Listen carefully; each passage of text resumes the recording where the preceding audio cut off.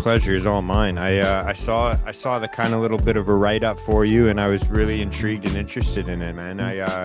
I gotta say, but for those of for you as well, like I don't know if you've listened to the show before, but I kind of just have like an open and authentic conversation. I don't really plan too much. I figure we could just jump right into it. But for people that might be tuning in and they're not familiar with who you are and what you're about, maybe just give people a little bit of an introduction to who you are and where they might find you. Yeah, sure. I'm Sean Martin. I'm the executive producer and guitarist and vocalist for the Quarantine. It's a grunge, punk, and metal project. And we started in 2010. And we've been doing a whole lot of different things that we can get into the specifics of all of that. But more recently, we've released an album called Aversion to Normalcy, and it's done really well in the public sphere and um, about 100 well, no, it's 1,030,000 streams as of this morning. Whoa, holy Yeah, man. Congratulations. That's wicked. thank you, thank you. And we've generated well over 40 million views on TikTok through different influencer marketings and things like that. So there's a whole lot of new business tactics that we've been using as a band that's existed for a very long time. I've done the thing where I made the Photoshop posters for our local shows, and spent the time doing that only to have people go, who made this fucking thing? What the fuck? Like I've done that. So, Oh, bro, yeah, oh, that's the story of my life with the podcast, man. oh yeah, yeah, sure. We all do that, but now I'm starting to tap into the what business tools are, the at least to me, the coaches, the I view them more as kind of scammers. But what are those guys doing to funnel all of this different shit? Like what the hell did Tony Robbins do to start? What the hell did these all these different coaches and what it came down to was marketing funnels. If Hmm. you know how to use marketing funnels, then that helps just a little bit. So I started to open up to the different ideas of what was available out in the market, and we've seen the result of it, and it's a hell of a lot bigger than what it's been before. That's wicked, man. How long have you been playing music? I've been singing since I was 4 and playing guitar since I was 12. Whoa, that's sick, dude. That's Yeah, really cool. And have thank you. you always been interested in like grunge music and kind of you said punk rock as well, kind of is Yeah, what you yeah. play? I think what really inspired me to play guitar was listening to a lot of the at that time was the older guitar heroes from the 60s and 70s, Jimi Hendrix, the Jimmy Pages, Mm. your Black Sabbath, and I and definitely Metallica, the Black Album. When I finally heard not just Enter Sandman, but all the rest of the album, to me, like when I look back on like the history of it, I really don't understand why people were so pissed off just because it wasn't thrash, you know. But in knowing those people, it was because of the expectation that's just the way the industry was at that point. You had already set up a brand. You continue with it and beat that dead horse until you can't fucking beat it anymore, you know? Mm-hmm. Mm-hmm. And Metallica was saying, no, no, no, no, no, we're going to foster artistic expression.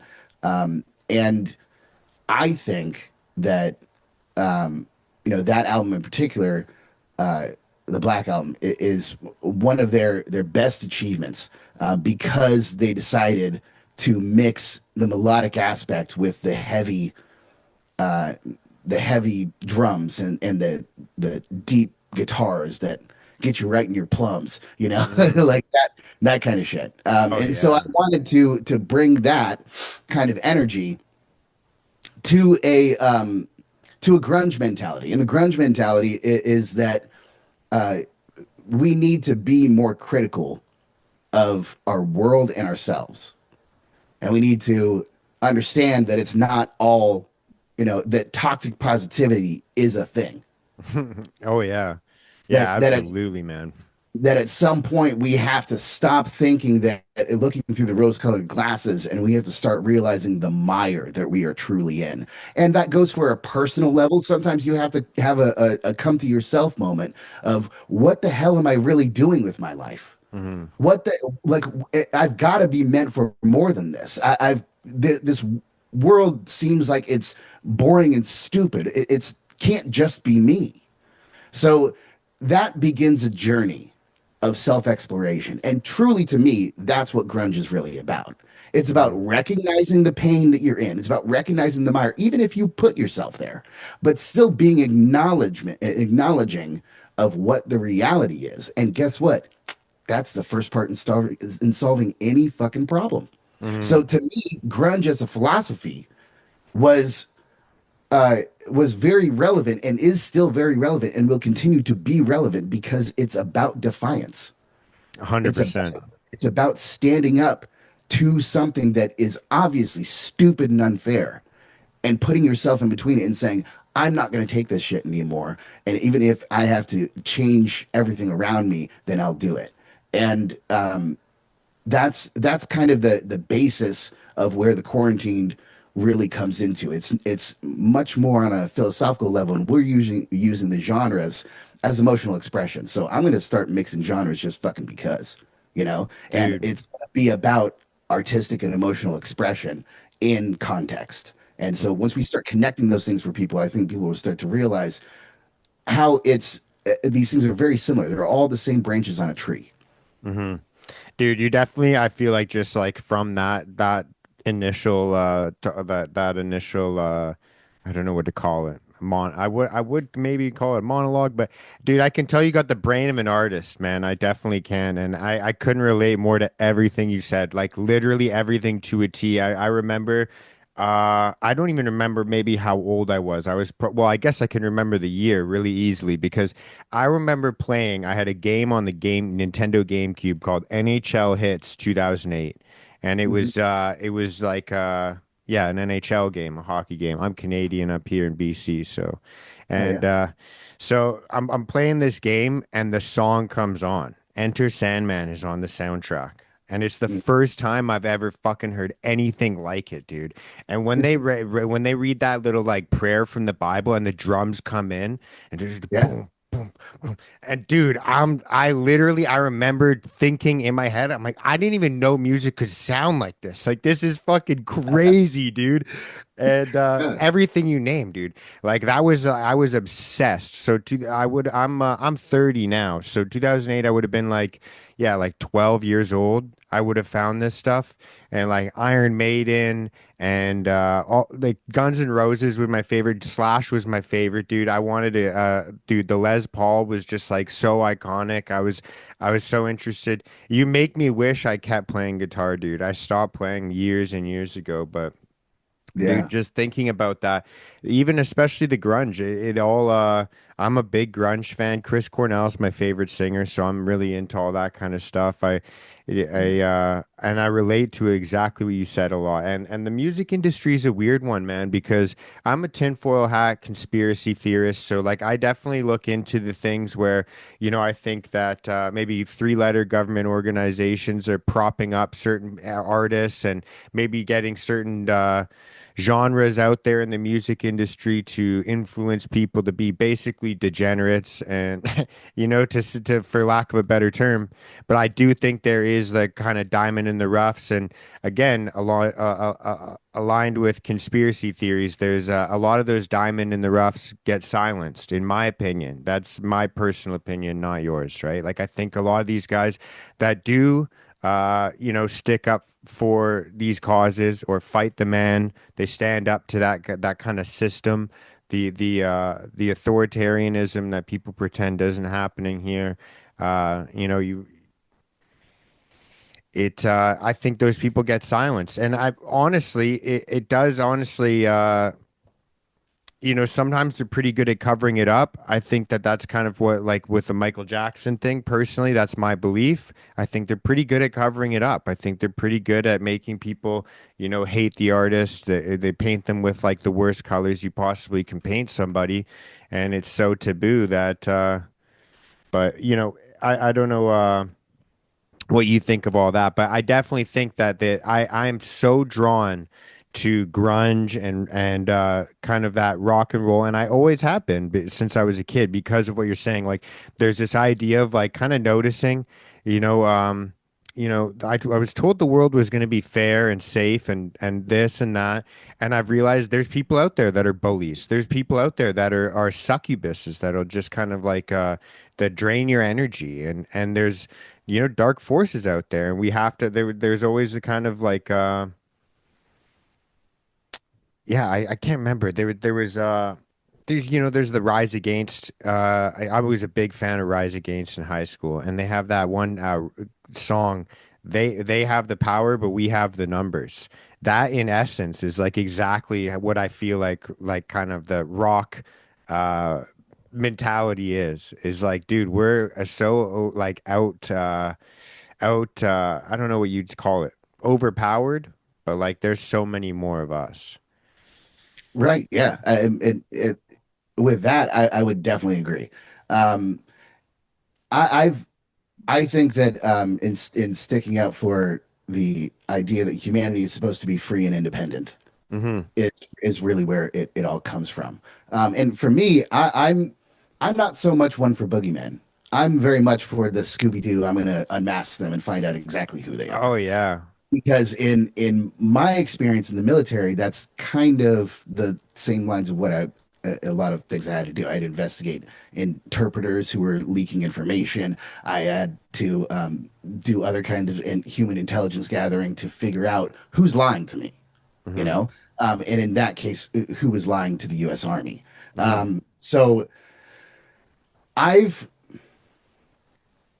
it, without talking about the specific instances, because I I feel like like there's enough for people to make up their minds about them. Um, and I do feel like when you become indebted to an organization, they absolutely do have influence over you. Oh, they have And you that by is, the, like you're talking like retainers, so when they give you or like the oh yeah, upfront. Yeah, yeah, an advance. Yeah, that advance is fucking shackles, man. yeah, That yeah. advance is the fucking shackles. The golden handcuffs. Right, right, exactly. Yeah. So, there's a very real aspect to that. And that is why, as an artist, I decided to invest into the DIY mentality. But that only got me so far.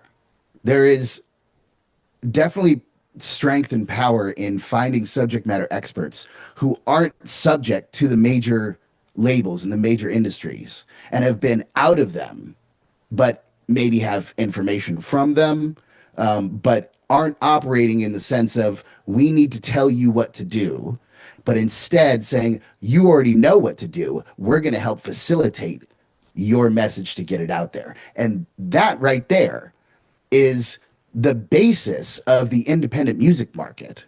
So every new artist who's coming in is coming into that instead of I'm pining to be part of Sony Records so that I get a seven cent to a 10 cent return on my royalties and $200,000 of debt to start out with. That doesn't, everybody knows that doesn't make any fucking sense. Only when they're sitting at the table and they've got a bunch of dudes in suits trying to convince them of it after they've already built it themselves that they realize, oh God, that's what this really is. Holy shit, what the fuck? Dude, it's like Because I student would loans say for artists. it is. It absolutely fucking is, and it's really, really stupid because it's totally ignoring the different revenue streams that are available to an artist. And if you take personal command and control of them, well, then nobody can have you by the fucking balls. You've got Hmm. yourself by the balls for once. And it's about time that we as artists can do that. And it's because those other artists that you mentioned who were caught in this didn't ever have that option. Hmm. That option was kept from them because they were grandfathered into an old record industry where sync licensing wasn't really a fucking thing. you Yeah, I know? don't even know what that is. I'm so That's ignorant to that's it, dude. matching up that's matching up audio to TV and film and commercials. So Ah, okay. anytime you see any music that's played in a commercial, that's part of a sync licensing deal. And those deals are usually very, very lucrative. And usually, if it's an artist who's attached to a major label, they'll only get a percentage of all of the money that comes with that sync deal. Right, like that old iPod commercial, Shake It. That remember that I get Right. you. Exactly. And Mm. anytime it's placed in any movies or any time, like especially especially in movie placements, like the artist and the song gets to be placed in an emotional context that everyone remembers. Like you Mm. remember in Casino that the second half of Layla is the play out part for when Hmm. you're seeing the death of all of the Yeah, gangsters. yeah, So yeah, yeah. every time that you hear Layla, you go, ah, deaths of gangsters. At the end, it creates an emotional attachment that then is replayable every single time. So a sync placement Hmm. for an artist in the 70s, 80s, and 90s was like once you get like one of them, dude, you're fucking set for the rest of your goddamn life. You It's like know? in the arms of in the arms of an angel. Like Yeah. nobody can hear that song without thinking about that commercial. Nobody. Right, right. Exactly. So those were Right. very, very lucrative deals, but that's just one revenue source that when you take personal command and control of it, you see how much money it really is because those deals range anywhere from $10,000 to $100,000 of straight money that you get directly as an artist. That's Mm. what they'll pay you for it. So that's a hell of a lot bigger than, you know, 400ths of a stream of a cent per stream, you know, Yeah, yeah. and then you have to get millions and millions of streams to actually see something. But there is also, sync deals have been kind of going a lot by the wayside lately, and they've been because there's so much demand. AI has been stepping in. Music directors for major labels have been kind of relying more and more on the Orchard, which is their database of all of the audio that they already own. So they use all of that instead of reaching out to people who aren't in Orchard. So Mm. it used to be a big thing that people would sell to us artists. Oh, we'll get you into Orchard, and then you'll actually have a chance at sync licensing. That was the thing that people would sell for hundreds of dollars, just that access alone. So that's really the how the standard, I would say the standard music industry is going nowadays. That industry that you're describing, that definitely is fucking real. Mind you, I'm agreeing with you 100% that it is fucking real. Those influences are there. Those people are put in these positions, in these compromising positions, because they are controlled by money, and they get lost. Their artistry ends up, in their purpose and their artistic journey gets lost because of it. Hmm.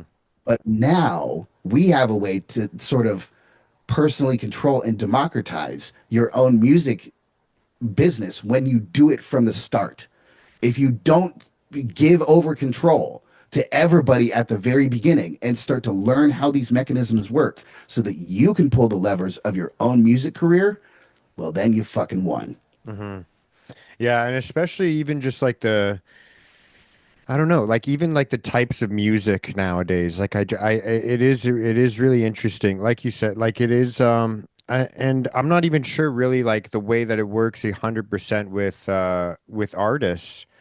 Like in terms of music, because I feel like a lot of the time I can speak to like maybe like podcasts or like kind of people that do like YouTube videos and such. There's this kind of like feeling or need sometimes of self-censorship, or this feeling of like, oh, maybe I shouldn't express myself. And sometimes it's not even like a conscious thought. Sometimes like even myself, like there's certain words that I try not to say. Like I try not to really talk like topics I don't really mind talking about. There's no real topics that I wouldn't really mind, but Mhm. there's definitely trigger words that I'm aware of that I try not to say. There's definitely like certain timing, like if you like swear in the first like 10 minutes of a video, maybe they won't boost you in the algorithm. There's all these things that kind of happen subconsciously. And even like there's a lot of things like, say for example like a podcast, if you have it on YouTube, if you hum like a riff from a song, you could get like if you have advertising on your show, then you could get demonetized, and that those rights go towards the artist. So there's all these kind of like hoops that you have to jump through if you were somebody making like monetizing your YouTube channel to try and save your revenue stream, by uploading it on this platform. Because the idea is, if you say something that's offensive, say a word that's censored, something that's going on, current events, things like that, then they might not be able to make money off the advertisements. And so they're just going to demonetize it. So there becomes like this, like kind of like, there's definitely a wild west still on in terms of podcasts. Like I Yeah. said, it's not my mainstream of revenue, so I'm not really that concerned about it. Yeah. But is there something like that in regards to artists? Because I remember I don't know if you know the singer Tommy Vexed. He was for the with the band Bad Wolves, kind of like Oh, a okay. Yeah, I know Bad Wolves. they Yeah. did a Yeah. cover of Zombie, the Right. Cranberries song. And so at the beginning of I think it was like 2020 or something like that. Or maybe it was during like a Trump election. Anyways, he Mm, made like a lot of political comments, not even some, but like a lot. And his mm, band basically just kicked him out. And like the idea behind it is like I think they were going to lose their record deal. And mm, because he's, endorsing a president that wasn't popular in that, space, perhaps, or whatever it was. Is there something like that for you? Do you ever feel like kind of a top-down pressure of like I have to like it's kind of like a stupid thing too, because especially in like I feel like podcasts and rock music are kind of aligned in the sense that there's like this pushback. Like podcasts kind of I think gained their popularity because people weren't finding what they wanted in regular media. They wanted more of a long form, not this short 30-second, let's cut to an ad. They want to hear a long conversation when they're driving, when they're doing laundry or working out or whatever it is. mhm. And so there's this kind of like, we're not getting what we want, so we're going to go here. And I think the rock and roll movement is the exact same kind of thing. It's like we're not getting what we want. We're creating our own space. We don't want to do this the same way as you guys. Like, but then you're forced to like kind of fit in a box so that you could stay out of the box. If that makes sense. Like you get do you ever feel that kind of pressure as a musician, or is that like kind of a consensus that people are just kind of like because if I were to talk this about like with a podcaster, it would be almost like redundant to talk about. They'd be like, yeah, and the sky's blue and this is, it's like, yeah, Yeah. we have to self-censor. That's the way it is. Yeah. Yeah. I mean, the platform prioritizes those things because of its terms of service. I see it all the time in live streams. You can't say Right. DRUGS, the full word, because that'll remove it from TikTok. Hmm. Um, or any of the specific ones. You have to call them the M drug, the C drug, that kind of thing. Um, it's very much more so that is very much more so for podcasters than it is for musicians.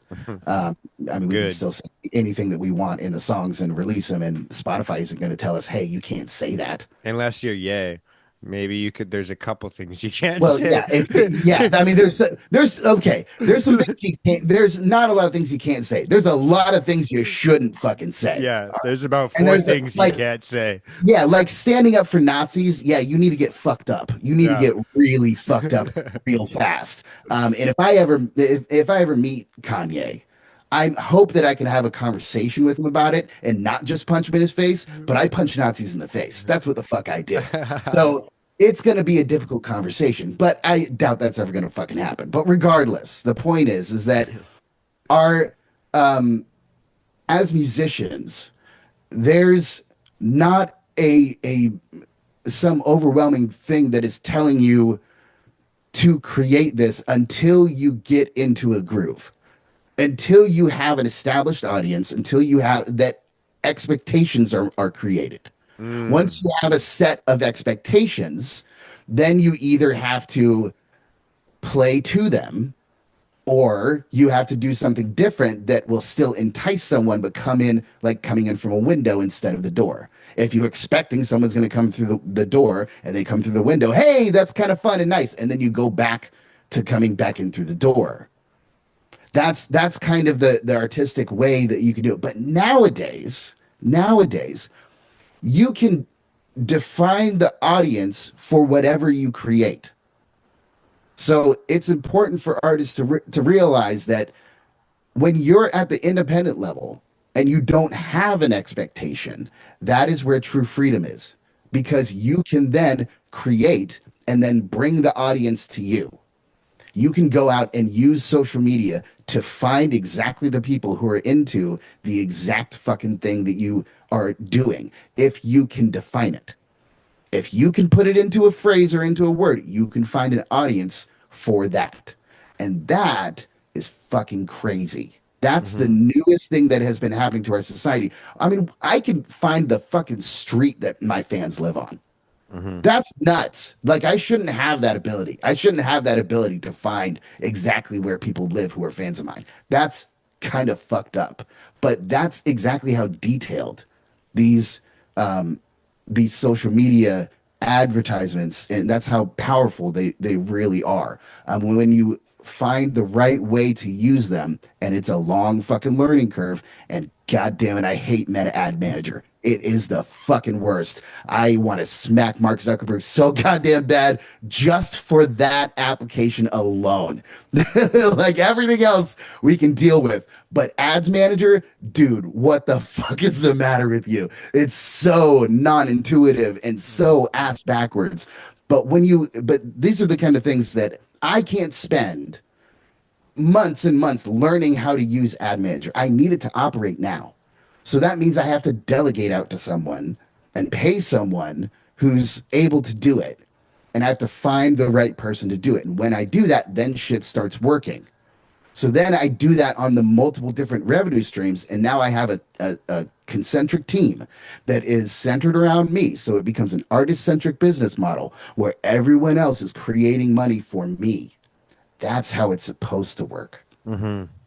Yeah, and I'm a big fan of stand-up comedy as well, and I feel like it almost like parallel. It works almost parallel because Yes. like I listen to a lot of podcasts that are like kind of comedy based, and these guys they talk about how their business is basically built. Like starting it off doing little nightclubs, doing open mics, etc. Posting clips on Instagram, posting clips on social media, and then they can kind of get their own gigs. They're selling their own tickets. So the revenue streams are basically like through the ticket sales, through the merch sales at the show, online, that kind of thing. And then, you know, there's always corporate deals. There's always other like kind of festivals and other ways you can get paid. And then obviously a lot of these guys start podcasts. They can start making money off that, sell merch off that. It literally becomes like a one-stop shop. And I feel like it's kind of the exact same way with musicians, no?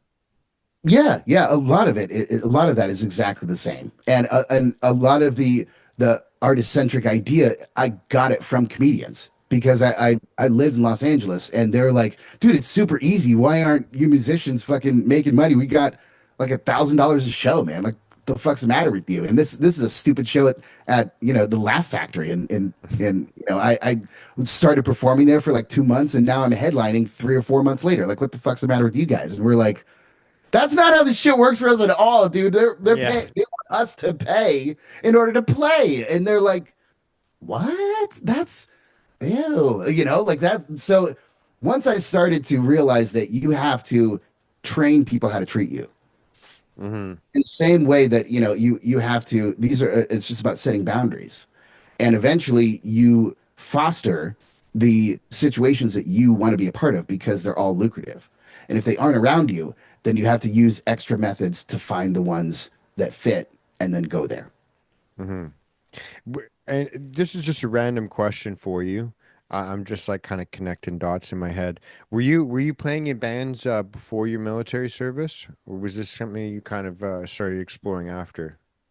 I had written a bunch of music and recorded a like 8 songs or so before I went into the military. I tried out for bands, but I was too much of a singer for them. A lot of these bands were like hardcore screamo bands, and they hadn't really, especially at that point. And this was 2002. Like they were very much into Deftones, and Mm. so I don't have the Deftones vocals. I don't have it. I have the strong projected vocals, Hmm. and that didn't really mesh with the what that band in my local town was really going for. But they could recognize that I was a good singer, and but that's because it was such a small town. I had like one or two options, and like that's about it, you know. Hmm. It was very much from the beginning. I've got to do this. I've got to be the one who pushes this forward. I can't rely on other people. And when I went to music school, same thing. I tried to be the sideman, the guitarist for a bunch of different bands, and I had a great time uh, jamming and practicing and playing with all of those different bands. But every single time it came down to the same thing.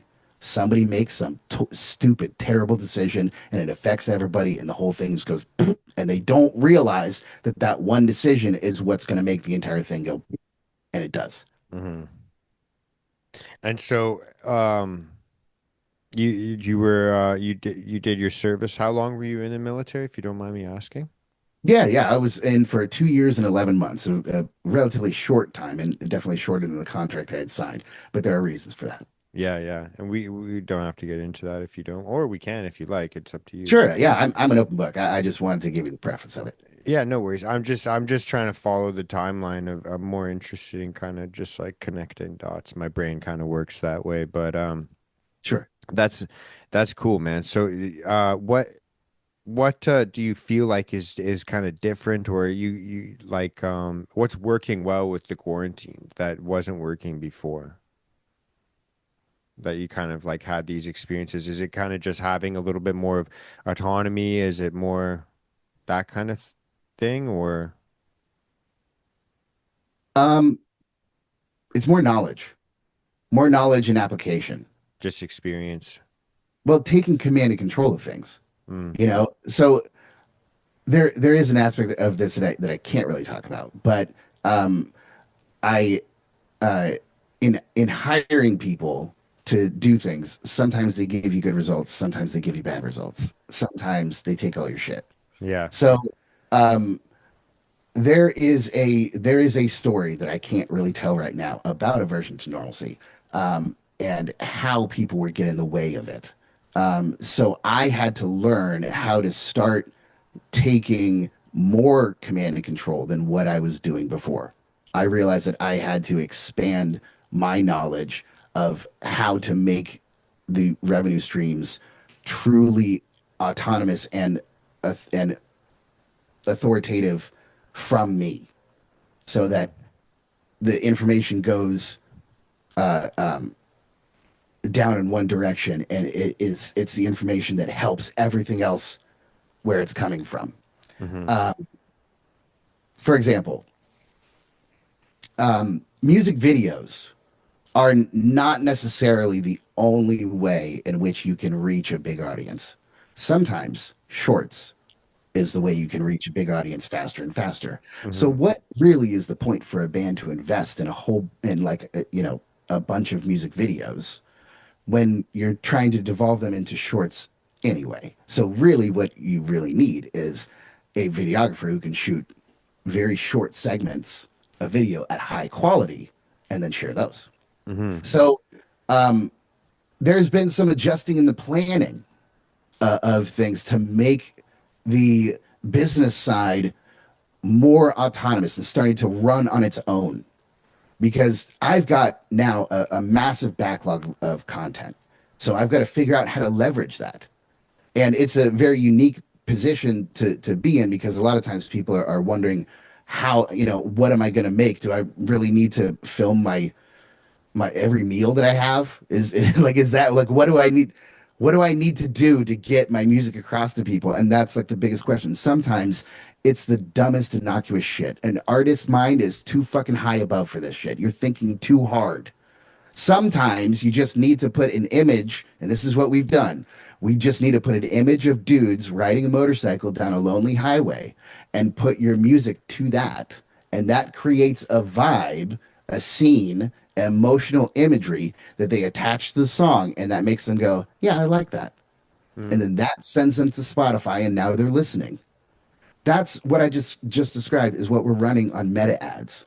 And Mm-hmm. it's been working like fucking gangbusters. And it's unreal because I'm sitting there thinking, I need to get on the kit. Hey guys, I'm Sean Martin, and we're the quarantine, and you'll love our music. You never need to fucking say that. You never, ever, ever need to come up to people and directly tell them, listen to listen to my music anymore. It doesn't need to fucking happen anymore. You can Mm-hmm. just give them a a created clipped video of stock B footage, and that's what works for advertising nowadays.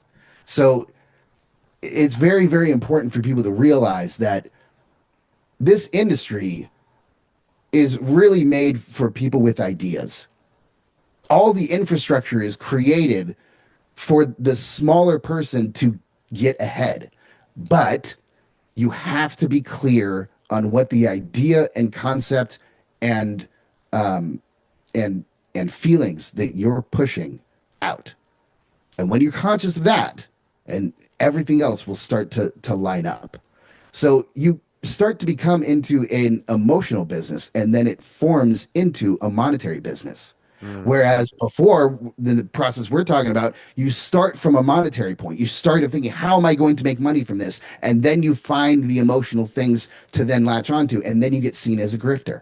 Mm-hmm. So when you start from the point of these are the things that are really important to me, these are the things that I really care about, these are the things that are inherent to me that I can always talk about forever, and then monetize that, Mm-hmm. that's the way it fucking goes. That's the way that you create a music business that is centered around you, that is formulated to who you are, instead of you trying to, do the rock star thing of I'll cut my hair and change my name and it doesn't matter because we're all going to be big rock stars living in hilltop houses driving 15 cars. You have to understand that that's not the reality anymore. Yeah, yeah. You have to Yeah, create. 100%. And it's funny too because you can exist in that online space so much easier now as well. Like the idea that that you have to go to LA and live out of the back of your car and Yeah. like do all the like these bar shows and clean bottles for a fucking meal afterward or whatever. Like that, like Yeah. the idea, like dude, if the guys. If the stories go as told, if the guys in like like that in like the 70s hair bands heard about how people are making money online today, they'd be like, "What the fuck, man? Are you kidding me? Like that's fucking insane." Like we were doing Yeah. heroin in the back of fucking restaurants at like fucking 4 a.m. We're like, "Yeah, we are too, but we're making money off it anyways." Yeah. We do a live stream and we make fucking bank off. Yeah, yeah. It is crazy. It is hilarious, but and so does that come into your writing process as well? Like just you personally, does that is that kind of the way that you think about maybe writing and do you think about it from a sense of like, do you think about the emotion first or the kind of like the visual first of like you said, the guys on the motorcycles on the highway? There's a lot of songs for me that, like I can, if I hear the song, I can picture something, maybe driving in the summer with my windows down or, different energy, even going for a run in the neighborhood. There's certain songs where I think about a certain block in my neighborhood because I've ran down it so many times listening to that exact same song. There's certain songs that just like I can listen to about 7 seconds of it, and my blood will boil. I want to fucking hit somebody. Like there's songs I've kind of been very aware of this and tried to be more conscientious of it of in the last like 5 years. But noticing like how these things make me actually feel and function on a daily basis is like very it's like you gotta almost have to think of it as like, you know, I like melatonin. I think it's a great thing to take sometimes, but I wouldn't take it first thing in the day because I know its purpose. And so I kind of think music is kind of the same way. You know what I mean?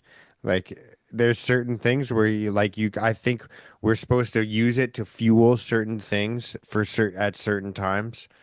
This is kind of just like a long kind of rant that I'm going through, but I think the original question was, does that come into play in your writing process? Is that something, do you think about the emotion and the visuals first and then think, how do I describe that?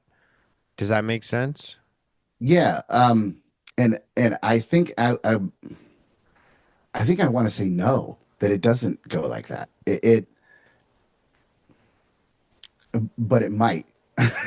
So I am completely focused on what the topic and the emotionality of what I'm trying to write about is.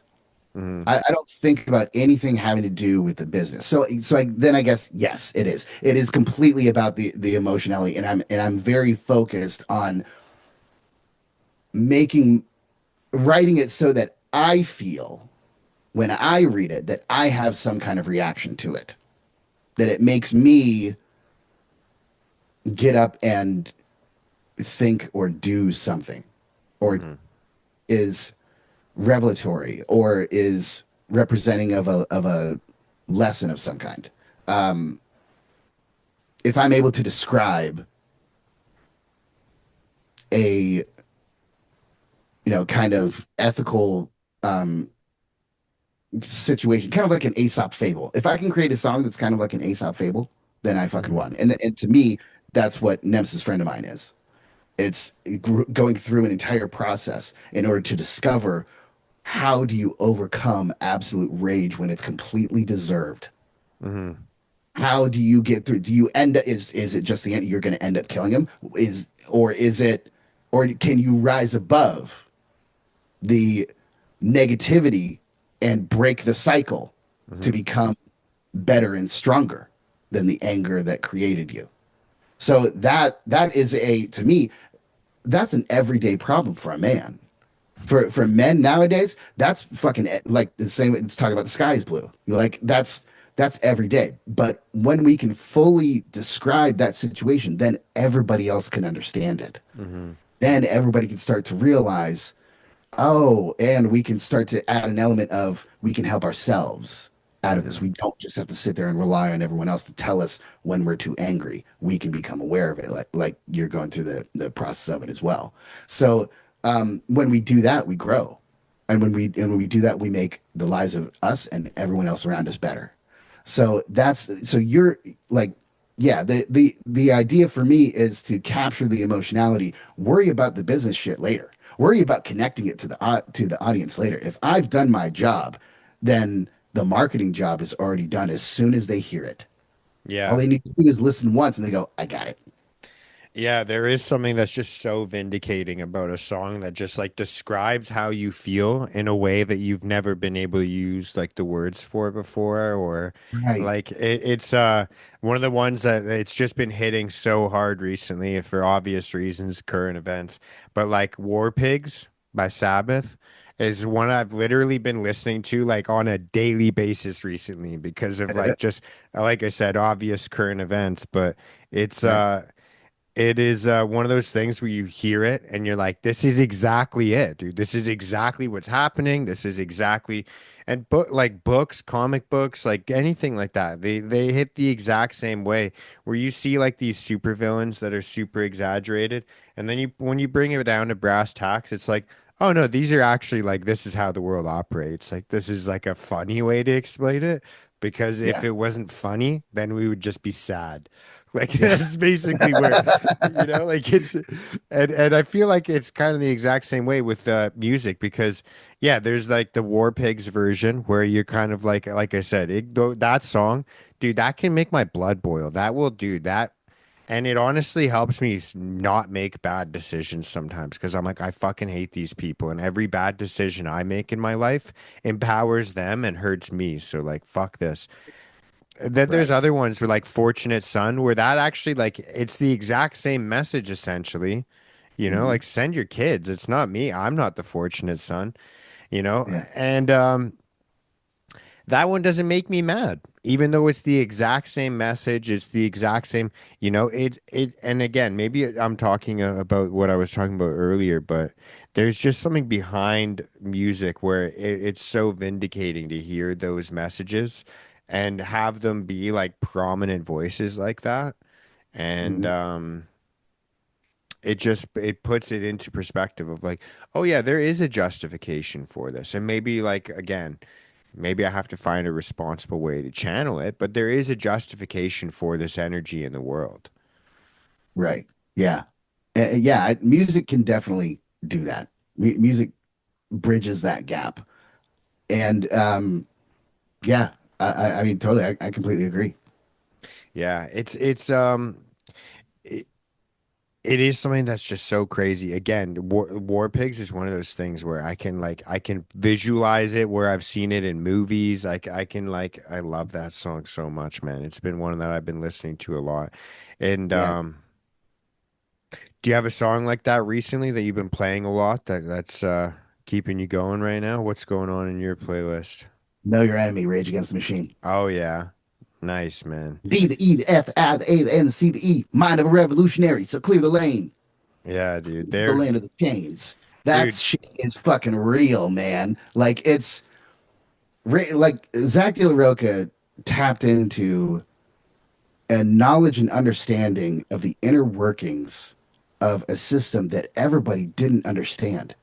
At that time, nobody fucking knew anything of what he was talking about. I had to look up the lyrics and read them in order to understand them at first. I would listen to him and I'd be like, I hear the energy and I get the energy of what he's saying.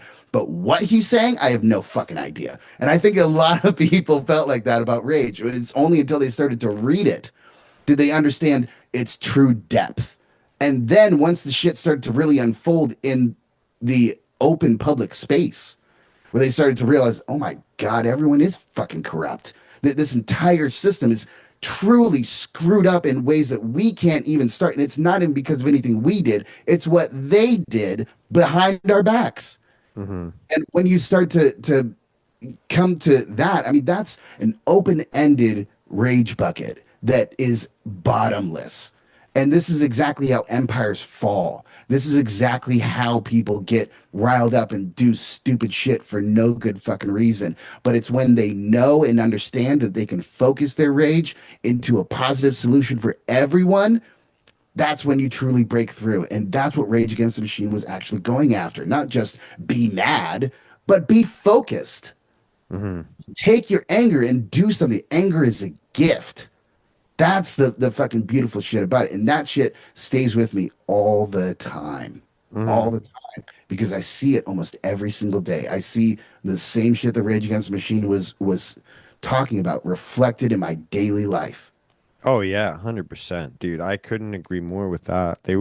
That was what I was thinking when you talked about blending genres earlier. They were the first thing that came to my mind, dude. Tom Morello, especially like I said, being a Chris Cornell fan with the Audio Slave era, it's like, Yeah. dude, so fire, man. He's so crazy. So Yeah. sick, dude. What a gift. He's Yeah. such an interesting guitar player, man. I never seen one like him, dude. Right. And his That's ability to mix guitar with vocals and like the independence that he had Yeah, the truly. solo stuff that he did. Or do Yeah, you yeah. mean? I mean just playing guitar and singing. Hmm. Like I still cannot do um what's it? When I he can do does that? Wah, wah, spoon, wah, I can wah. do spoon, I can do Spoon Man and play and sing Spoon Man. But that's because there's breaks. I Mhm. can't do Outshined. I can sing Outshined. I can play Outshined. I can't Mhm. play and sing Outshined yet. Yeah, But yeah, yeah. he fucking had that shit on recall all the goddamn time. Like Yeah. how the fuck is it? Like he was a serious talent that was real low key about it, but that his talent was unbelievable. Yeah, Yeah. He was another one of those guys. Him, I think of like Dave Grohl, like those types of guys that are just like human metronomes. They can just do everything. And you're just like, dude, how are you able to do this, dude? And keep time. It's like, yeah, yeah, they're just freaks, man. I can't believe that. Whatever yeah. happened to Zach De La Roca? Oh, I can't even remember. Well, how did that whole thing go down? I never actually like looked into that too much. I don't know myself. I from what I do know, which is very minimal. I'll believe Um, you. I don't care. yeah, um, it it seemed like that there was issues going on like behind the scenes Hmm. that made the band fracture, and it seems like it's a fracture between Zach De La Roca and the rest of the band, Oh and yeah. because the rest of the band went on to create Audio Audio Slave, slave. Yeah, you know, exactly. the whole rhythm section is the Rage Against the Machine rhythm section. Hmm. Uh, so, you know, I from the outside looking in, I wish for them to find peace because we need them more than ever now. We need Zach's voice more than ever now. And his delivery in rap is really what inspired me to connect rap to strong and powerful vocals because the majority of the time it's everyone speaking and they're just speaking because with intention. They've got intention in their voice, but they're not using tone. They're not using pitch. They're not using, a modality of vocals to match it to tone and match it to pitch. Zach De La Rocha did that.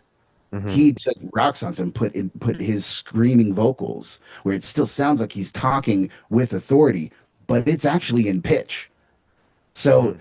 that was something that always stayed with me, and especially that technique. But his mind is sorely needed in the public space right now, and to have that energy of defiance is super super. It's missing. But however, if he's gone, I'm gonna step into that place. That's exactly where where I want my music to be. And if they're not gonna go there, then I'm gonna do it.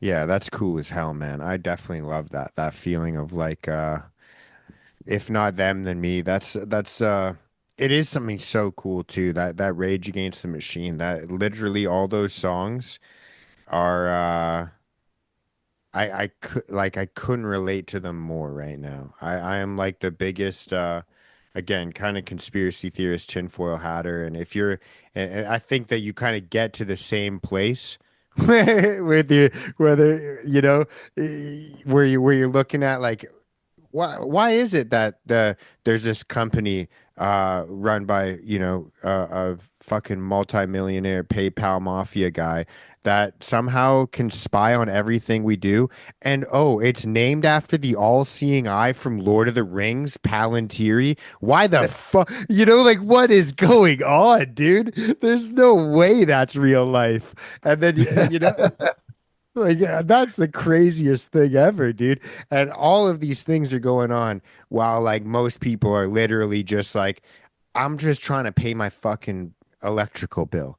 I'm just trying to, like, it's like, what the fuck, man? I think about, I just finished reading. Do you know the comic book V for Vendetta? There was a movie about it a long time ago. It's one of my favorites of all time. Yeah, the Yeah. movie especially is what turned me onto it. I didn't read the comic books, but that movie fucking hook, line, and sinker. I saw that when I was in Iraq, and I watched it over Oh, and over and shit, over dude. again because it had so many connections, especially to Evie coming out of the prison and realizing that it was well, I can't give it away, but Yeah. I won't give it away for people who've seen it because it's that fucking awesome. But Evie's journey fucking spoke to me because that kind of awakening was like, oh, it felt so personalized to everything because I was waking up about the realities of the U.S. Army and the war in Iraq and everything that we had done, and I had started to realize maybe this isn't some kind of good endeavor. Maybe the entire thing is wrong as a whole. There is no good part of it, Mm-hmm. and waking up to the reality that maybe it would be better to be spending my life fighting against the war machine than fighting for it. Mm-hmm. And just that thought alone scared the ever loving shit out of me. And to see the characters go through the unburdening of fear actually helped me. Mm-hmm. Oh, dude, just the whole journey of her, just like fuck, man, that is crazy. I Yeah. just finished someone lent me the comic book. I just finished reading it again, Yeah. literally this morning, and I'm like, man, that is one of those things where you're like, I couldn't agree more with the topic of the book, but just obviously the energy was channeled a little interestingly. But that's I think it's such a cool book, dude. I remember I read it as a kid. My next door neighbor had it, and they let me kind of flip through it. And then I watched the movie. I didn't understand it whatsoever. Yeah. But now after reading a lot more books and listening to a lot more podcasts, going back and reading it, dude, it fucked me up, man. I'm like, holy shit. It is so Yeah. crazy. It is so crazy how many different things that I didn't notice. Like again, I feel like you can spoil it, honestly. It's an old enough movie. If you haven't seen it yet, what the fuck? But like, dude, the government testing of like the hallucinogenics driving these people crazy, like all of these like things where That's a you're real like, reference. Yeah, yeah, yeah, real absolutely. reference. Especially at the time. And the psychological torture, all these things. That's one of the words I shouldn't say on YouTube, by the way, but Oh. it's, it is it is something too. And you know, you brought up the military again, and that is kind of one of the things where it's kind of like a weird situation where there is nothing more honorable in my eye. It's a weird thing. I can't really wrap my head around it, and I'm trying to find the words to say it right. But like, there's nothing more honorable, I feel like, than somebody.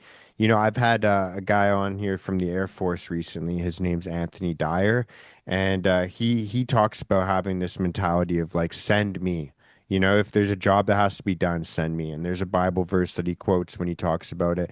And that Mhm. kind of mentality is the same kind of thing of like, you know, all this stuff is corrupt, all these things are going the wrong way, but like somebody's got to speak up for it. And I feel like that kind of same energy. That being said, like there is kind of like this realizing like, oh shit, I'm in the machine. I'm supposed to be raging against the machine. I'm in the machine, dude. Like there's because like it's such a weird, I don't know how to say it. And like it's so frustrating as well because I'm Canadian, so I kind of take like an outsider's perspective. Even though like a lot of Canadians like to involve themselves in American politics, I like to remind myself I have an outside perspective. It's not my country. It's not my. These things do impact me, but like there's really nothing I could do to impact. You know, I can't even impact my own authoritarian government, let alone someone else's. So. Yeah, There's yeah. like there's this like I think it was Pete Hegseth goes the other day. He's like talking about like, oh, I've spoken to like veterans from Iraq and you know, I think he even referenced Vietnam. And he's like, we're doing this one for them. They would want us to complete it because if we don't finish this, then their friends died in vain. And I'm like, dude, there's nothing sicker than saying this. Like this is actually, you know, and Yeah. it's like I think I could be completely wrong, but this is a podcast, so we'll No, run it with it. sounds right. It I, that, to me, that sounds like something he would fucking say yeah, I'm because not a big he's that fan. much of a fucking tool. Right, right. Dude, that's the first thing I said. I was like, dude, that's the most They like would want us sickening to go. fucking. Well, otherwise, because Spoken it's like a like, guy who's never picked up a fucking rifle. right, right.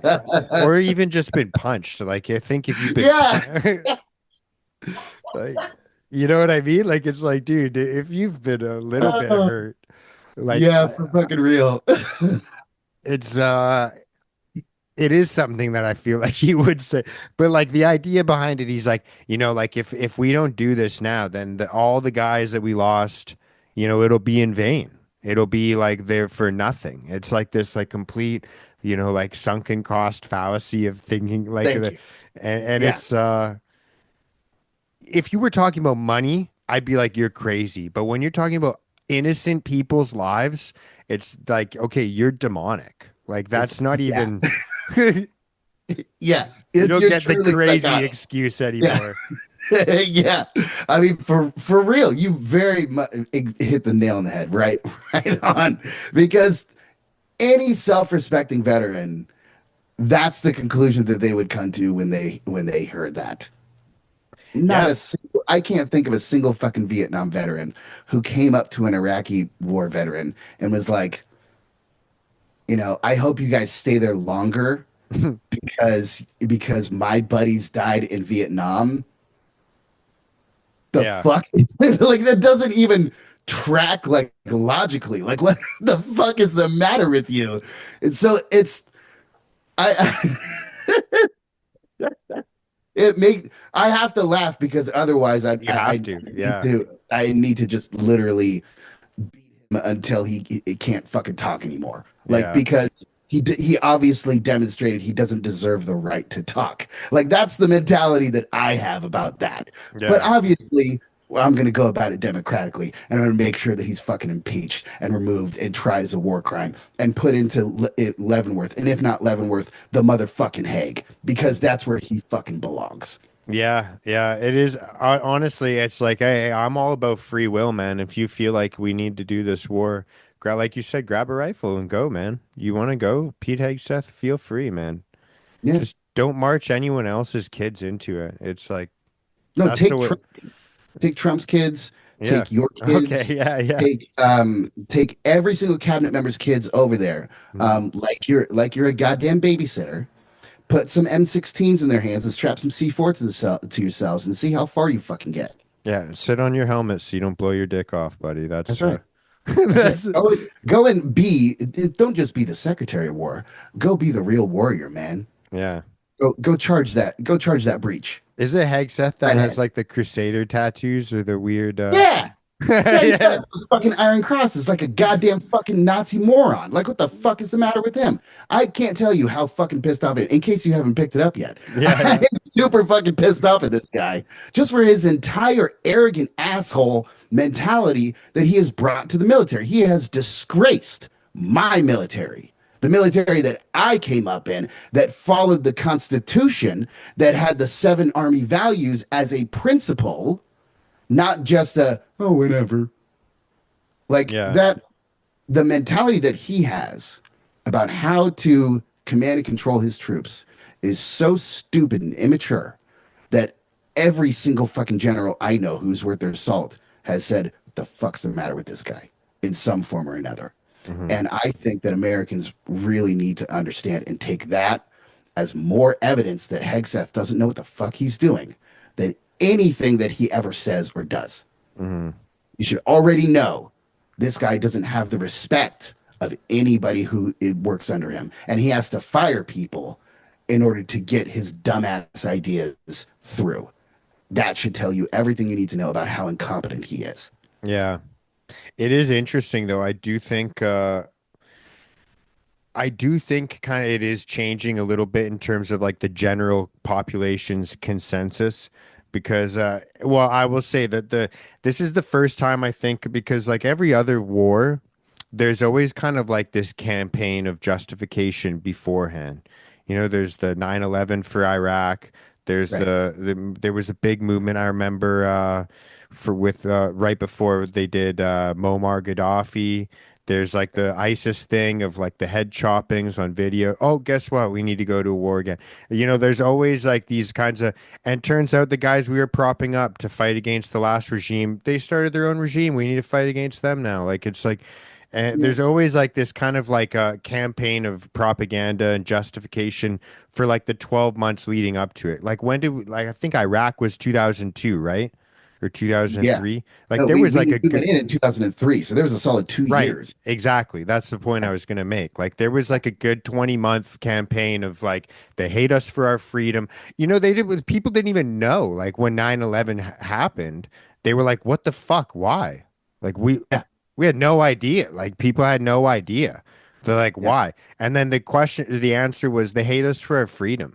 They hate that you're not wearing hijabs. They hate that you can drive around. They hate that women can vote.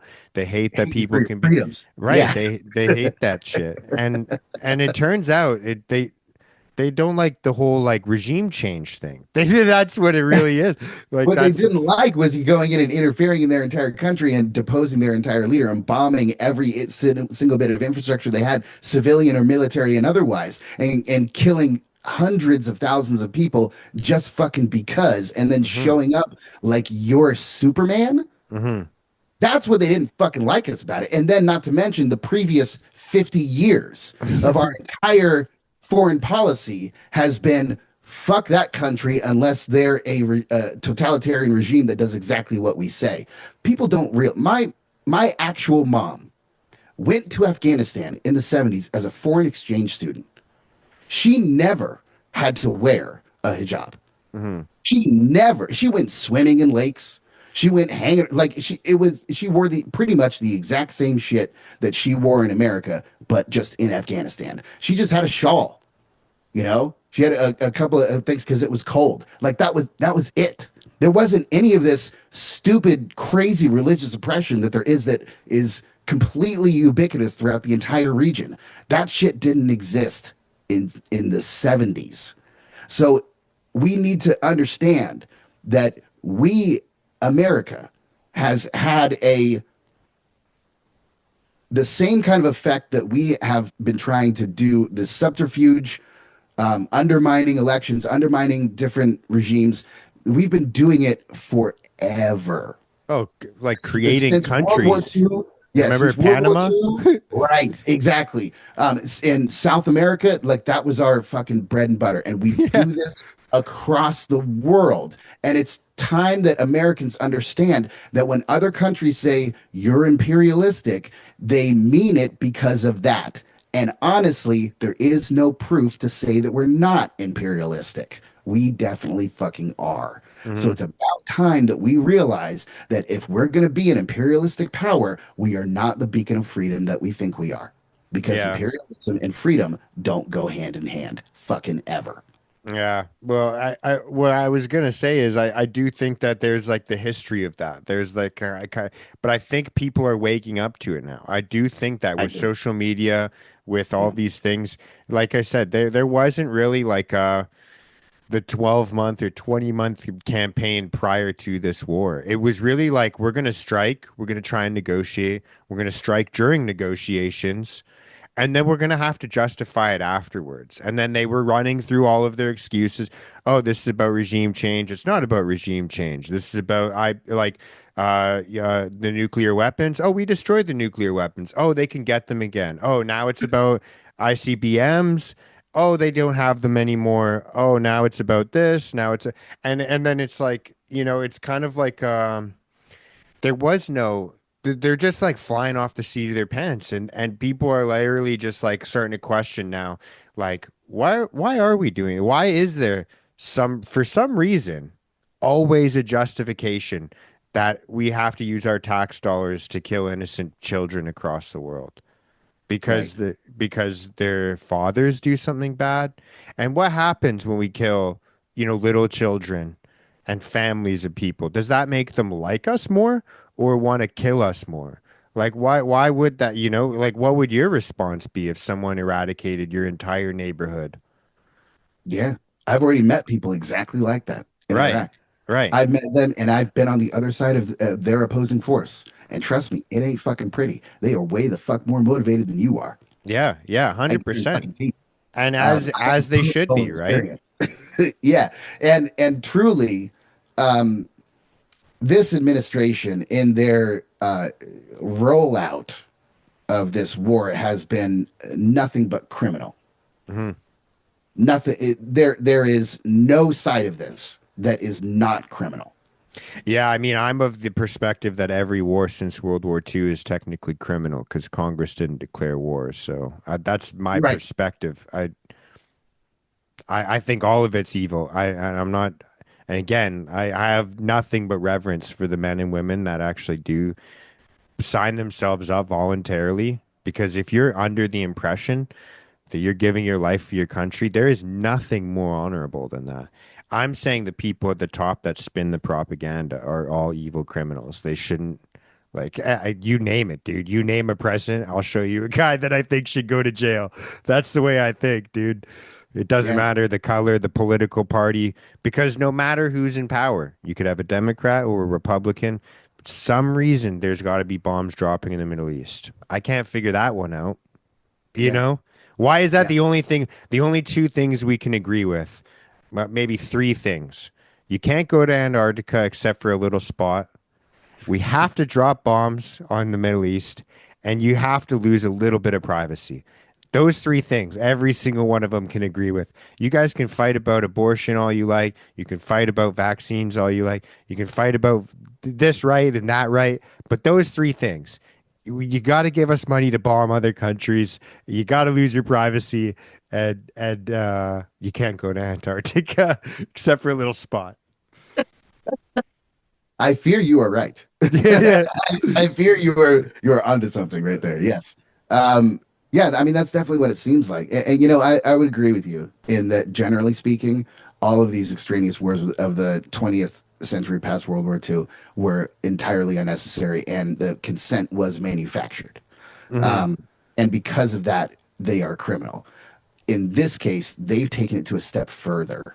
They've now actively and purposefully destroyed civilian targets, and have no idea that that in itself is a crime that is punishable by the ICC.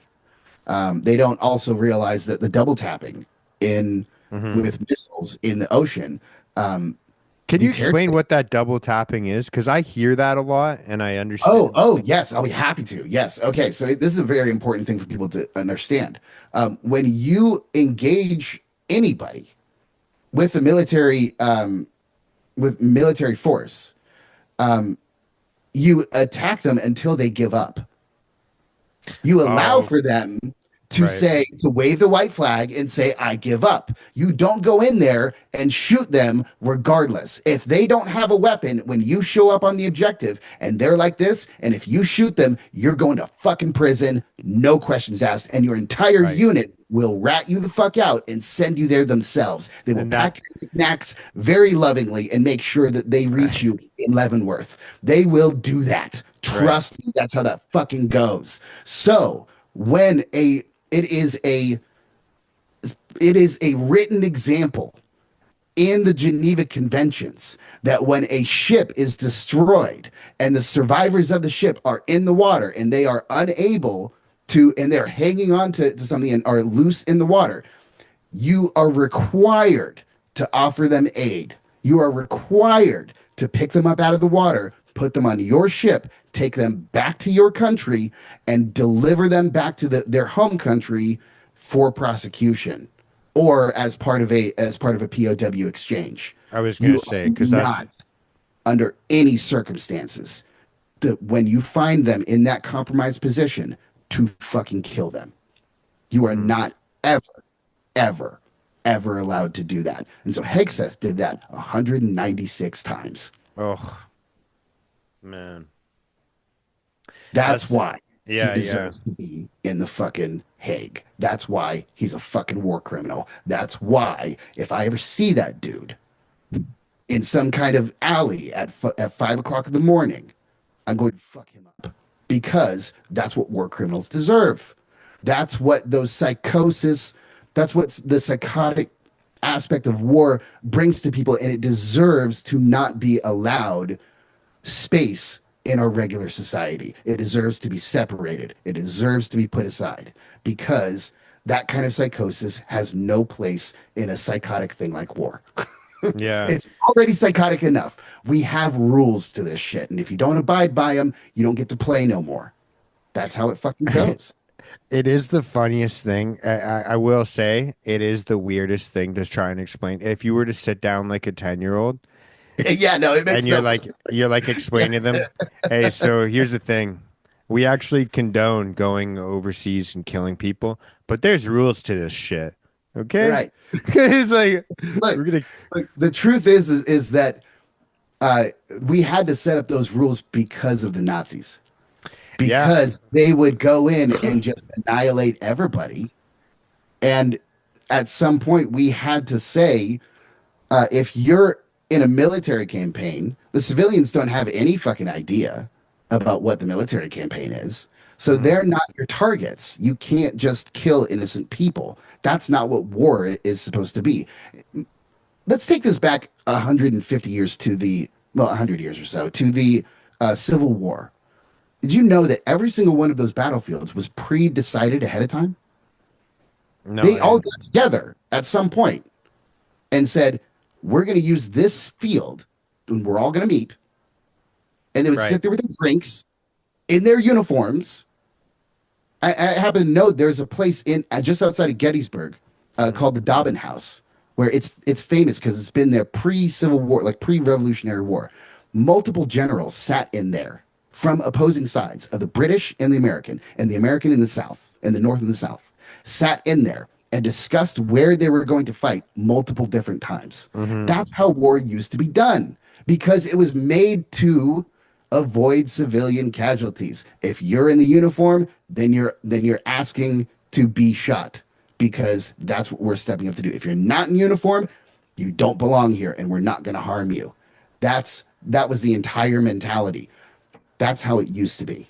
Mhm. Now in this digital world with this 21st century war fighting, we Drone have striking. Yeah. drone strike, we have to start understanding the lines between civilian casualties and completely unnecessary collateral damage and our need for expansive military technology that can shoot a missile up a gnat's asshole. We need to find the human way to protect ourselves and not just deem it up to our interests generally speaking. That's not fucking good enough. We have to have a real imminent threat. Otherwise, it's murder. Hmm. That's how it fucking is. And we as a country need to understand and hold our politicians to that standard ridiculously hard. Otherwise, we are going to be the ones who will end up having to depose them when they are coming for us. Yeah. If it's just like that poem from World War II. I didn't say anything about the gypsies because I wasn't a gypsy. I didn't say anything about the Jews because I wasn't a Jew. I didn't say anything about the gays because I wasn't a gay. And when they came for me, there was nobody left to stand up for me. Whoa. That's exactly the kind of shit that we're looking at right now if we don't get a hold of this military industrial complex because there are Yeah. rules. Yeah, it is crazy, man. And I don't know, it's definitely not the first time because I know there's a famous story. I think someone told me about it a long, long time ago, and I don't know if it's true or not. Maybe I should Google it, but maybe someone else can fact check it. But I actually heard that a lot, like even just like the double tapping thing. I heard this thing about like the Canadian military. Supposedly, when the Canadians went into Germany after the Second World War, there was like this thing where like because all the Nazis basically after they surrendered were like hiding and shit. They're like and so the Canadians were going through in these ghettos and where they're all hiding out, and they'd throw like food in like cans of food into homes, and then when they like would come back out or ask for the food, they'd throw a grenade next. You know what I mean? Like they were like it was like almost like you said like double tapping or kind of similar. I don't know. I'm so ignorant when it comes to those things, but it does seem that there is this double standard of logic and laws, and it is so funny, man, because all of these things. You remember like a year or two ago on TikTok, Osama bin Laden's fucking letter to America went viral. Do you remember that? I don't remember that. I don't know if I ever read that. Oh, dude. So basically, like, dude, Osama bin Laden's his fucking letter to America went super viral on TikTok. And part of it was basically saying like, um, you know, you like you guys deserved 9/11. You guys deserve this. The civilians deserve this because you are the ones that elect George Bush and Bill Clinton and what's his name that shot his buddy on the fuck Dick Cheney. You know all these guys. eh, like you guys are the ones that elect it, so you deserve this. And it's kind of like we can all kind of connect the dots and be like, okay, we elected like Donald Trump was elected, his base elected him because he said the promise, no more wars, no more forever wars. That's not what he delivered on. So like that's not the people that deserve this. You know what I mean? Like I in my eyes, maybe, and I think that the people that voted for George Bush, again, I was like fucking 6 years old at the time, but I would reckon, the people that voted for George Bush, they weren't voting for fucking, Iraq. They weren't voting for Afghanistan. And even if they were doing it under the pretense that they was sold under with the propaganda.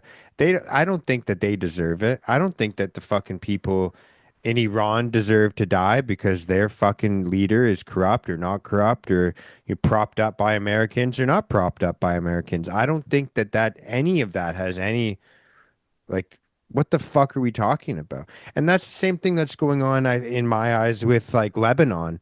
Like whether or not Hezbollah's in fucking control or they're, propped up by Iran proxies or whatever the fuck the story is. Dude, Lebanese people don't fucking deserve to die. That's like it's like I don't know why that's not common sense, dude. Like that's Yeah. and the American that's what like that the reason I brought up the Osama bin Laden letter to America is like it's the same logical conclusion. Like we can bomb Lebanon because Hezbollah's in power. The people should stand up and revolt against their government in Iran. And it's like, dude, you think little children have to die for that? You think we have Right. to? That's fucking insane. And if the Like, American president is using the exact same logic to kill exa- civilians as Osama bin Laden, what does that guess say? what? We've done something fucking horrible by Yeah, electing a stupid painted clown into fucking office. I like to refer to him as the clown from Spawn. He's the clown yeah, from Spawn well, because he's painted just like him. yeah. Um, you just give him a little bit of rouge and he's right there.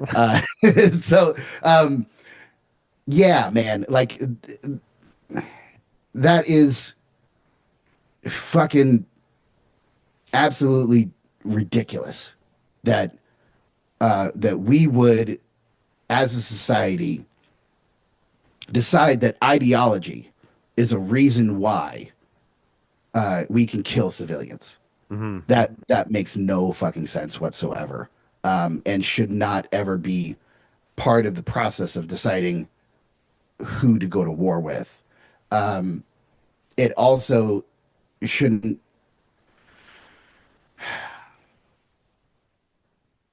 I had something, but it went out of my mind. Oh, it's all good, dude. That happens to me all the time. Yeah, but yeah, I mean, look, the civilian. That's what it was. We as a civilians don't have as much authority or power over our government as Osama bin Laden is assuming in that letter. Hmm. Because the truth of the matter is that what the regular populace wants stays on a same plane in the graph of who affects policy. Hmm. This is a net zero effect on public opinion affecting public policy. So there is a real divide between what the government is doing and what the people of that government want. And I think that that is not just an American problem, that's a universal world problem. And Hmm. it's the reason why we have countries bombing civilians, and now we are responsible for thousands, if not millions, of civilian deaths around the world because we revoked aid, because we were there and we're helping, and now we're not. And also because we're straight up bombing people for no good fucking reason other than it looked like a good target 6 months ago. That's fucking horrifying. That's Yeah. stupid and irresponsible and absolutely deserving of jail. Like another country told me that they might have the intention of making nukes. You're like, that doesn't seem like a great idea to bomb them. That doesn't. Yeah, We could investigate. Oh, we actually did. That's the thing. And it turns yeah, we out, did. We had it in we had investigators who would go in and they would see the shit all the time. yeah, We could do surprise inspections. They'd be like, "Oh, great, Hans Blix, come on in and check us out, man. It'll be fantastic. We'll have a party. We'll pop some champagne. Have you ever had any any baklava? It's yeah, fucking delicious, you know." So like that's how it really wasn't that far off. And now yeah, he just revoked the entire thing because it had Obama's name on it. What a yeah. racist little piece of shit. Like, people need to start realizing just how petty this guy really fucking is. It's not 40 chess, it's bigotry and hatred. It's real obvious. It's real simple. There's no fucking dimension to it. It's straight ahead stupidity based off of bigotry and hatred. Hmm. That's what Donald Trump entirely is. We need to stop assuming or giving him any benefit of any doubt whatsoever. He needs to be held accountable. Yeah. Accountable. I definitely he sold me for a little while, but I definitely there was a time where I just kind of flipped. I remember right before the second round of him, I remember having a conversation with somebody where I was like, "Yo, I don't think he's the one, dude. I'm pretty sure he's compromised," and I feel so vindicated now. It's like the shittiest way to get vindicated, but it's like it is like it's so frustrating too because I feel so politically homeless. See, the thing is, I already left like because of the way our country's politics work, I already hate the left wing. And so Mm. like now I have nowhere to go. Like that's the problem now is like that's the I feel the Rage Against the Machine stuff even more now because it's like, oh, the left wing's going to destroy our country, the right wing's going to destroy other countries. Like how do we can we just be all right? Like can we like can we not do any of this? Is that cool? Like can Yeah. we can we do the whole like because the argument for any government is like, but who's gonna pave our roads? Who's gonna build our hospitals? Who's gonna take? I go, yo, can we do the road paving thing? Can we do that thing again? Like, Yeah, when can we go back to policy discussion about who's going to get Medicare and maybe it should just be everyone? Like, yeah, like that. Why can't we just help as many people as possible? right. What happened to that political discussion? Yeah, Yeah.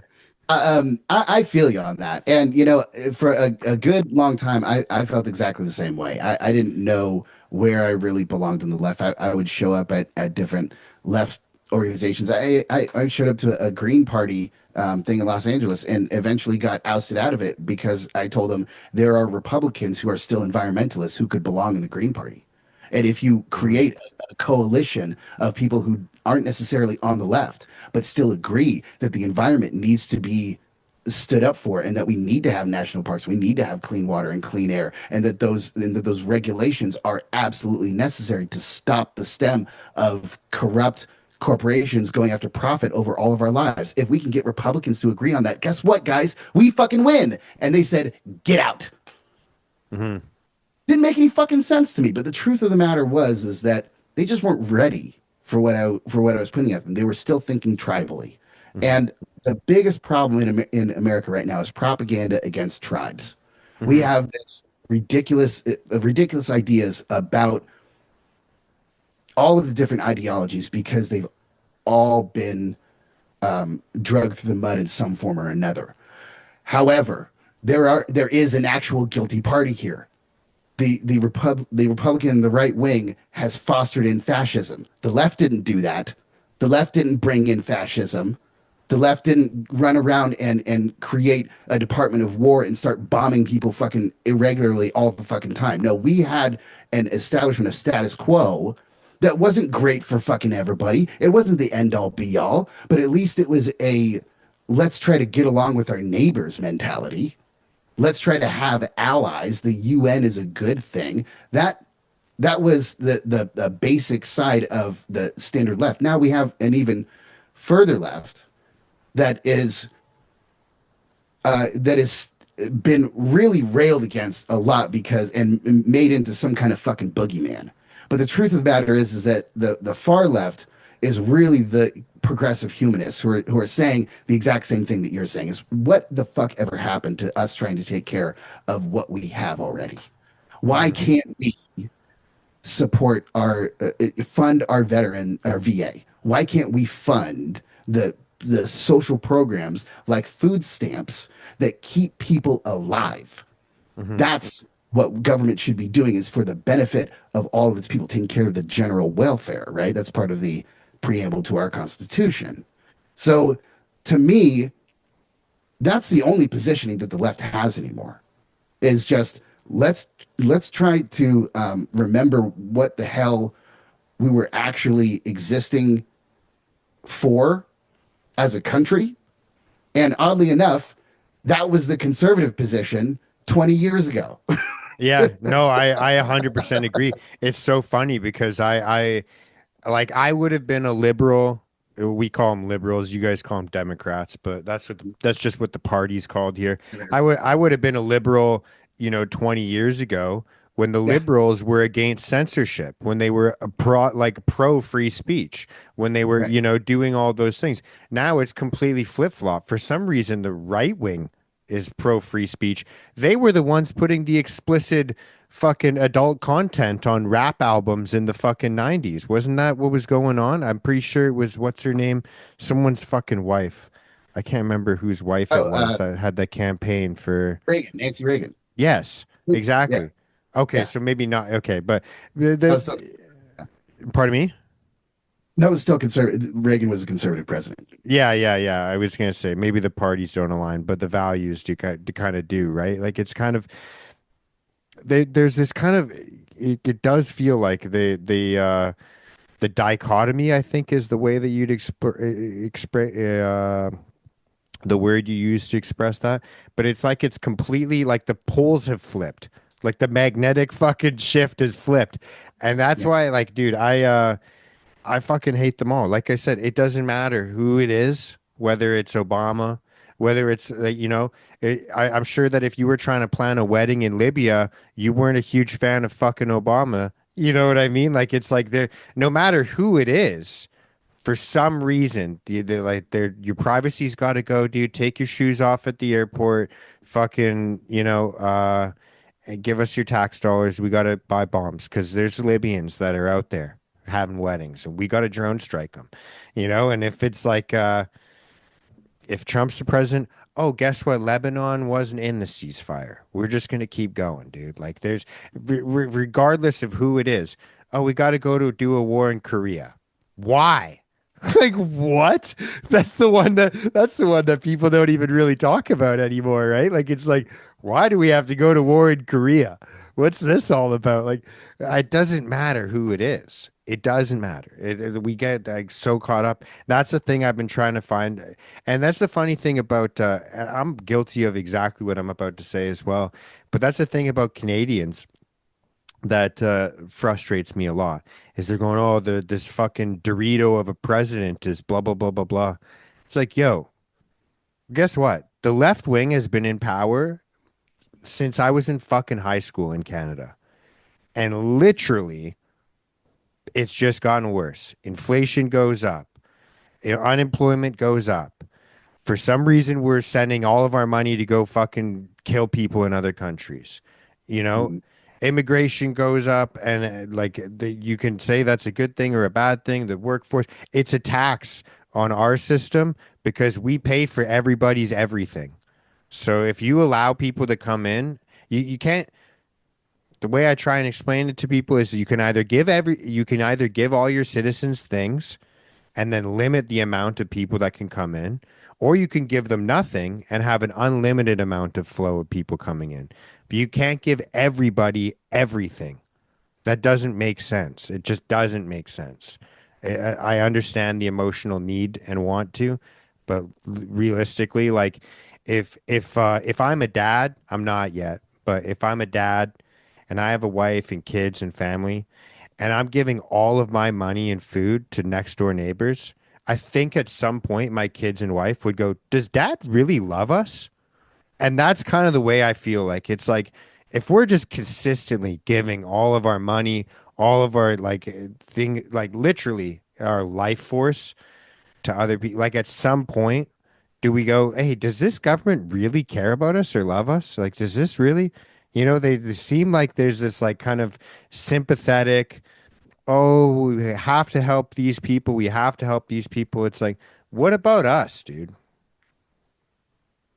Yeah, I can understand that perspective. I can understand that.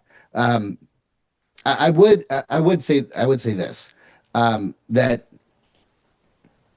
a lot of times the percentage of the budget that, for example, the percentage of the budget that was USAID was 0.01% of the entire budget. Hmm.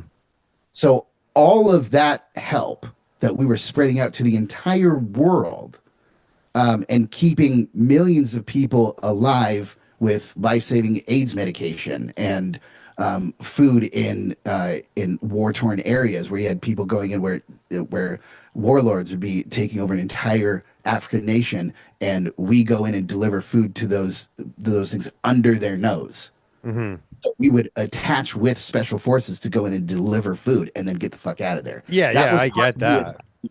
Like we would go and do the hard things. So I'm not there's even the talking about percentage that. of the budget. No, I'm but the talking percentage of the budget specifically that about goes to our helping, country, Canada.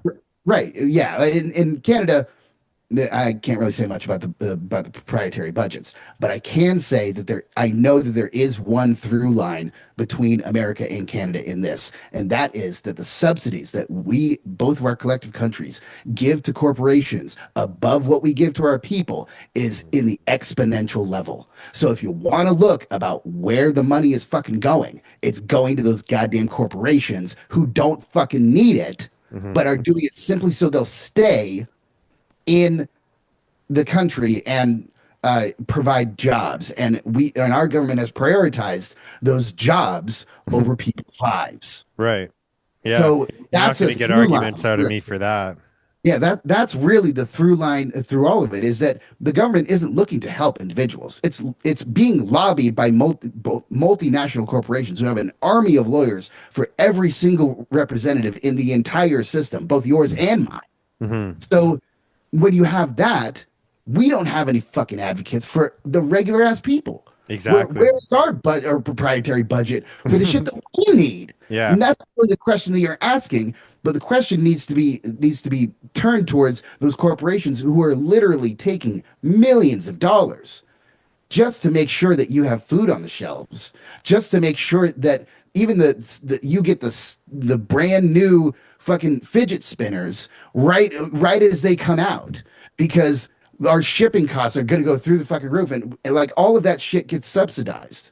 But the things that don't get subsidized are the things that the real populace really fucking needs because they keep getting put on the lower because we don't have an advocacy program for those things. We Hmm. have individuals trying to fight against an army of lawyers who are already fucking beat them. They've already run across the town 10 times before the message of people over profits gets anywhere of consequence. Hmm.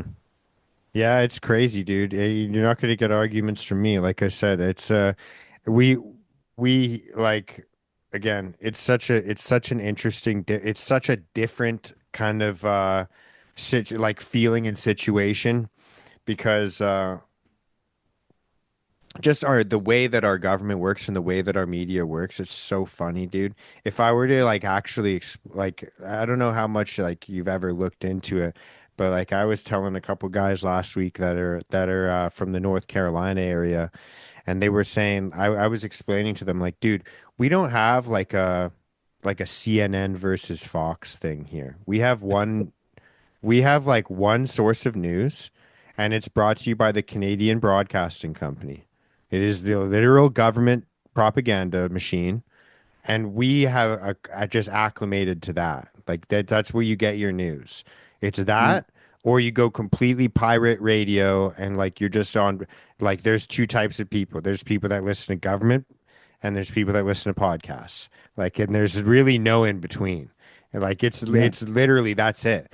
And so like you could if you watch the media, if you watch like government propaganda, I call it state propaganda. Other people call it the news. But if you Mm, watch that, you hear every month, oh, yeah, and again, these numbers will seem little to you as an American, but will be like 200 million goes to Ukraine. Thanks, Mark Carney. Like that's our prime minister. And you're just looking around and you're hearing about all the businesses closing down, all the small companies that are, oh, guess what? There's a new Walmart and your local hardware store is going out of business or your grocery store or your and I'm in the construction business, so I hear it all the time where like roofing companies or landscaping companies, any like welders, plumbers. I'm a carpenter. So, you hear all of these businesses. I had to fucking lay off all my guys. I can't make payroll. I might have to sell a van. I might have to sell my truck. I might have to do this. I might have to do that. And you're like, another 200 million went to another country to kill people. What about us? Like, yeah. what about, like, what the fuck, man? And you could even say, oh, well, those smaller companies, they need to learn to be self-sufficient and they Right. can't they shouldn't get all that help. But then a multinational corporation is getting billions of dollars Right. from the government to continue their operations. And they're like, we're totally, self-sufficient. I don't know what the fuck's the matter with you guys. Like, dude, you wouldn't exist if it wasn't for the government. What the fuck's the matter with you? Yeah, You and they're know? like, no, So, we could definitely exploit slave labor in other countries if you like. Those are your two yeah, if you options. want to, yeah, we those, can those are go your get some two. Bangladeshi people to make whatever the fuck we want. I mean, come Yeah, on, man. We got guns. yeah, Like let's if the governments as if governments as a whole truly had the people in their minds, the government would be stepping into that company and saying, "Oh, you need an extra thousand, couple thousand, $10,000 to make payroll? Sure, no fucking problem." Mhm. That should be the answer because you're a locally owned in Canada, run by Canadians, hiring Canadians. I mean, those are all the fucking jobs they're fucking talking about. Yeah, they're You know, not interested in that though here. Right. They're It's totally backwards. In America, it's the same thing. Mhm. Businesses go under all the fucking time, and they're like, "Oh, you're on your own. Pull yourself up by your own bootstraps." Yet that's the exact reason why Walmart and Exxon and BP and fucking every single major. That's why Popeyes exists. That's why Wendy's is fucking theirs because they've been subsidized. Mhm. The reason why the local mom and pop store costs more than fucking Walmart is because they aren't getting millions of dollars from the government Mhm. to make their shit easier. Mhm. So it's really like this. This is the problem of our generation. It's not the refugees and immigrants and poor people and none of that shit. It's the rich motherfuckers who've been taking advantage of the system for generations and show up and assume that everything that they do is going to get covered based off of whatever losses that they make. And we've already proven to them that we're going to fucking do it because we've already done it. We've already bailed out the economy in America twice Yeah. for no fucking reason in this century alone. Yeah. So what the fuck is the matter with us? And it's like you're just bailing Not out the going after people. vampires. Why are you Right, bailing out the vampires? Like, right. Like they're the ones who are literally, making bets on whether or not we're all going to fucking fail, and those are the guys who are going to bail out, yeah. and not the dudes who are trying to make rent. Like, come the fuck on! You make the dudes who pay rent, and the money trickles upwards. Like, what the fuck's the matter with you guys? It's obviously a scam. You can at least pay it in to make sure that people don't go fucking homeless. Or you could try to make housing not a scam and make it so it's a reciprocal existence so that everybody gets what they want out of it and nobody has to go under if they don't fucking pay it. What about that? Yeah. I If we were thinking outside unfortunately, the box, yeah. Unfortunately, I know our leader doesn't think that way. I think that no, he's, ours doesn't either. Not, like I'm talking about shit that nobody yeah. in American government is even like close to. But this is where the actual left is. We're looking at the ways in which we can make the richest country in the world help the majority of the people that are under it. And that is, that was supposed to be the idea of America First, but they just didn't realize that that's not what they fucking meant. America First comes from the Nazi Party. That's where that propaganda comes from. But the concept of the a government taking care of its own people and for the general welfare is a principle that is baked into our constitutions. I'm pretty sure it's in yours. It's got to be in yours. I hope that it's in yours, but I know it's in the American one. We So have a that's what very we got to be shitty focused. one. So, Okay, well, I apologize then. yeah. Yeah, it sucks, but it is what it is. It is what it is. There's a lot of beautiful things about this country. I don't hate my country. I love my country a lot. Unfortunately, that's not one of the good ones. That's Yeah. not the way. In terms of individual liberty and sovereignty, we're not huge fans on that, unfortunately, in our government. So it's something that the little guy's got to stick up for. It is kind of also the Canadian culture. Like it's kind of like this long-term, uh, like we like rules and government, but we also hate them. It's kind of a weird thing. It's a very, I don't know how exactly to express it. It's like a very weird, the Canadian heritage and culture of just the way that this country was brought up by kind of like rugged hunters, trappers. Like that was kind of the first industry was the Hudson Bay Company, and then loggers and miners, etc. but for some reason, not the ones that revolted against the British monarchy. Like it wasn't the exact same way. Like we took the opposite road of you guys. And Mhm. so the same way that you guys are kind of like what do they call it? A representative republic? Is that what it's supposed to be called? Like with the actual Yeah. okay.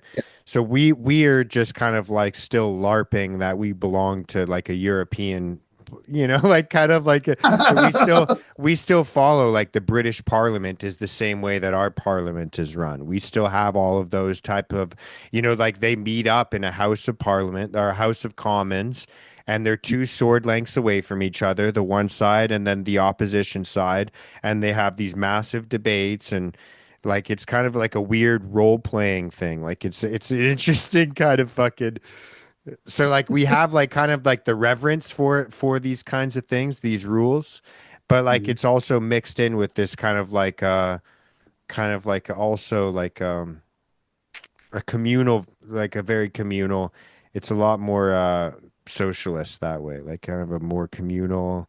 I don't know how else to explain it, but it's a There's a very. there's a community essence, a sense of people that have for their local communities. Is that what you're Yeah, trying to say? and it again, it depends on where you're at because, like I said, the Canada of 20 years ago is not Canada today. It's not the same way because of population increase, population diversity, different propaganda that goes on. The economy is super fucking different, dude. Like I hear stories about guys in the 90s. Like I said, I do home renovations. I'm a general contractor. Mhm. And I hear stories about guys in the 90s talk about it like they were printing money. Like that was like the heyday. Like construction was fucking insane. Everybody was building or renovating. It was just like everyone had disposable income. It's not like that anymore. Like it's either you're in niche markets of like luxury homes, and or you're like doing the plumbing repair for the guy that, I can relate to, where it's like, dude, please just fix this and don't fucking kill my bank account. Like, like Yeah. it's such a weird it's been such a weird shift. And again, I don't know. I am getting very optimistic about it. I think as much as I rail against and hate social media, there is something behind, like I said earlier, where, we used to see 1 year, 2 year, 3 year campaigns of propaganda before these wars. And now it's like kind of like we have to, they're like running around like chickens with their head cut off after trying to justify it. And I don't think people are buying it anymore, man. I honestly, I don't think, unless you look at like the evangelistic Christian fundamentalists, like the nut bar nationalists, I don't think Mhm. anyone's behind this. Like even like I said, dude, I would have considered myself, and again, I don't think I only consider myself right wing because our left wing has gone so far that like if you're in the center, you're right wing here. Right? Mhm. So like that's kind of, it's I'm seeing a lot of the common ground between like the right wing and the left wing people now, where they're just like, yo, we can't keep doing this thing where we're just like consistently fighting other countries. And it's just so Orwellian, man. Like it's like you read any like dystopian novel, and it seems like the play is just like consistently have war. You know Yeah. what I mean? Like no matter what it is or who, like what, it is just like a consistent theme. And I think people are starting to wake up to it. I think especially where you can watch drone strikes on X, I think Mhm. people are just like, there's no stomach for what happened in Iraq, especially if we can watch it in real time. There's no stomach for that in America or Canada. Like there's no appetite for it. There's no, in 2001, people were looking for it, They were Yeah. hungry for it. And Yeah. again, it was due to government propaganda, but there was an appetite for it. There is just no appetite for it nowadays. Like people, they look at their phone, they're taking their morning shit. It's fucking 8 o'clock in the morning, and they're watching drone strikes, and they're like, dude, what? Yeah. Yeah. I agree. I think that even the hardliners in America that were supporting Trump are all turning tail on this one, and as they should, Yeah, I as mean they Tucker Carlson did that big thing on Easter morning, right? I don't know if you fucking saw took them that. long. Yeah, like it fucking took you long enough. You know what I mean? Like that's my perspective on it. You guys are real late to the party, and you don't get much applause for it. You really aren't. But thanks for coming. At least you're now on this side. Now we can start, revealing all the rest of the crimes that he's been doing. So Hmm. welcome to that party. That's going to be a fun party when we all get together on that one. Because the last time a whole entire group of populists got together to punish the rich people, it was the French Revolution. Are we going to be different than that? I don't fucking know. Who knows? I was Maybe thinking it will about the turn into a Bolsheviks. guillotine. Yeah, maybe it fucking will. Who the fuck knows? But the truth of the matter is that there are some people I wouldn't fucking mind seeing up there. That's Hmm. how fucking far we've really gotten. And I'm supposed to be the guy who's all about peace. And Yeah. I'm like, goddamn, I can't wait till those fucking dudes get get fucking executed. Like, that's fucked up. We've Hmm. gotten to a place to in a point to this to where truly the rational and regular people living regular everyday lives have to have a government that serves them, not the other way around. Hmm. We're not supposed to be serving the government. The government is supposed to be serving us, because that's why they call public public Hmm. service. Hmm. Um, so when we get back to those principles and start utilizing accountability in a real rational sense instead of just a reactionary sense like the guillotines would be, then we can truly have start down the path of having countries that and governments that serve its people instead of suppress it. Hmm. And look, our kind of suppression is different than the suppression of the Iranian people, but there is still suppression of the Iranian people. Hmm. It's just in a different form. And across the world, the governments are like this. There are some governments that are not like this.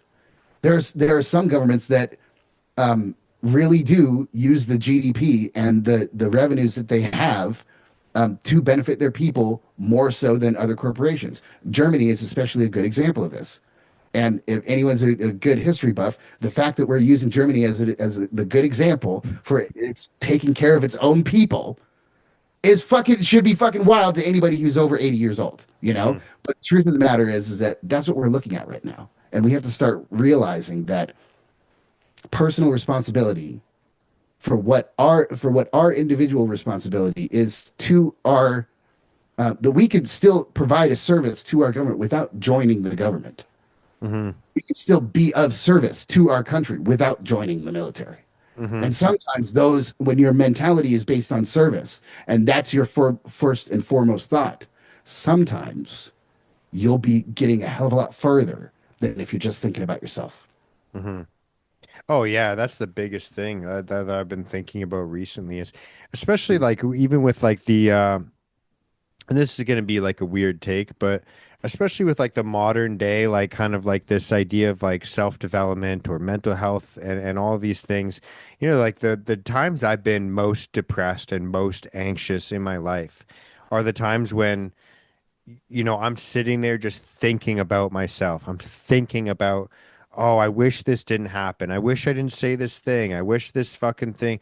Why couldn't this have been better? Why did I fuck this up? And I go down these rabbit holes and like, dude, I think to about the happiest moments. Like if you were to just ask me to write down like the 10 happiest moments, dude, those types of thoughts are not in my head. It's always it always has to do with somebody else. Like, oh, that time me and my dad, blah, blah, blah, blah, blah. Oh, that time my fiance said this. That time this, like it's always, always, always I've done something for somebody and they liked it. I felt appreciated. I felt valued. I felt like I added value to someone else. I felt like somebody like maybe reached out to me and said, "Hey, when you did this, this really helped." Like those are the times where I think so much of this, like the new world of mental health and self development. Again, I believe in. I'm a tinfoil hat conspiracy theorist, so I think that there's psyops everywhere. But I think that there's like we've been pushed so much to think about. uh, ourselves and how we feel and how we this and how, how we've been victimized, how we've been wronged, how we've been put like, of course, well, of course you're in that position because this happened to you and you're always, like it's kind of like a weird thing. And I think that there is this kind of like and I think that that's part of what, maybe the American dream was originally was like, you're actually going to go out there and add value. You're going to create value to your neighborhood. And, you see that person across the street. Well, when you mow your lawn, you do your garden nicely, you take care of this, you maybe help out. That makes them feel better about where they live. That you've now led by example. You've now made their life. And then they go, oh, maybe I don't live in a bad neighborhood. Maybe I live in a good neighborhood. Maybe I Mhm. live, like all of these weird subconscious things that impact us. And again, like it comes down to, the music we listen to, the types of things. And that's why I've always had that kind of reverence for, this idea of like I need to constantly like kind of like improve, but not for me, but like for other people. You know what I mean? Does that make sense? Yeah, yeah, absolutely. And that is a big part of why mental health is so important, more so now than it has been ever. It's not just because we know, but also because we can apply the scientific method to the way that we think. And we can Hmm. apply the scientific method of testing and feedback into how we think collectively. So, psyops, oddly enough, I am familiar enough with psyops, and they do come from psychology. You Hmm. know, psyops don't happen without psychology, Hmm. but at the same time, improving your life doesn't happen without psychology either. Hmm. So it's less to be afraid of the psychology, but more to go towards understanding. And then that leads you to the place of where you're talking about if you're doing this for other people, not just for yourself. There's a phrase in advocacy that you want to patch yourself up so that you don't bleed on other people. Hmm. And that's a principle in first aid in the war. If you get shot, you are carrying a first aid kit. And if you're capable of applying self aid, well, you might as well do it. And they'll teach you how to stop a bullet wound in yourself. And Hmm. that was a novel concept. We had thousands of soldiers dying in World War II and Korea from a gunshot to the arm because they didn't know how to fucking deal with it. Hmm. And so when we had the advancement of everybody's going to learn first aid, we saved thousands and thousands of lives. So truly the same applies to mental health. When you are able to take care of yourself, that's when you truly become self-sufficient, but everybody needs help to get to that point. Hmm. And truly when we grow and learn new things and learn new ways of doing things that are better than what we had just assumed and or just kind of taken on and as normal, when we to bring it back around, when we have an aversion to that normalcy that doesn't serve us anymore, then we can grow to create something new and innovate and become better than where we were. Hmm. Yeah, I love that, dude. I think that's a super interesting thing I never thought about even. Just like the Mhm, idea of like the first aid kit and teaching the first aid. Because it mhm, is crazy if more people were equipped with those. Because I just think about all these situations in my own personal life that I have with other people and maybe other things around me. mhm. It is crazy how many times that we leave that wound open and we bleed onto others. Where like, did I really have to yell at that person? Did I really have to? It is crazy, and it is something that like I those aren't the things that we're taught. We're taught uh learn your times tables because you're not always going to have a calculator. We're taught, like that, those are the things we're taught, not like Oops, we how know. to exactly. Yeah, exactly. Now I have a supercomputer, bitch. What now? But it's Yeah. like, Fuck you, teacher. yeah, exactly. But it is kind of something like why do we learn all of these things? We never learn how to deal with these types of, I've never had a teacher sit me down and be like, dude, look, there's going to be days where like you just don't want to get out of bed. And you know what? There's people relying on you to get out of bed. So you have to fucking do it, even though you don't feel like it. And Mhm. like that doesn't give you a pass to treat people wrong. You don't get to go around and be bitter about it. In fact, you actually have to turn your mindset around and be grateful and be thankful and count your blessings. And I never had anybody sit me down and tell me those things. You know what I mean? Like, why is that? Why is like it is? And maybe it's one of those things where you can't teach somebody that. You have to just experience it and realize, oh, wait, I can turn on the lights. I can set my feet outside the bed. I can put my running shoes on. I can go out and go for a jog. And when I'm out, I might see my neighbor. I might say hi. Dude, I'm so like naturally I want to just leave my headphones on when I run and just run. I just want to listen to I'm listening to the Lord of the Rings audiobooks right now, so that's why I brought up that Palantiri thing earlier. But Yeah. but dude, I've been trying so much more now to just take my headphones off and say hi to people as I run past them. And dude, I swear it's like a life hack. If you just say hi to like 5 people a day, instantly, like you just feel like, oh, there's other human beings around here. You know, Yeah. like Yeah. I could connect with them if I want. Yeah. Yeah. I mean, dude, truly, that truly is like a really a mind opening situation. And truly, it does do that. And like I remember walking down, I would do the same thing. I'd walk down Hollywood Boulevard and, just you would find someone who's looking like they're super fucking pissed off, just walking, trying to, walk through the crowd because you're pissed off with the crowd. Like shit, I would do that all the time, man. Like Hmm. I don't like being around crowds. I don't like being stuck in one spot and waiting for someone to walk faster.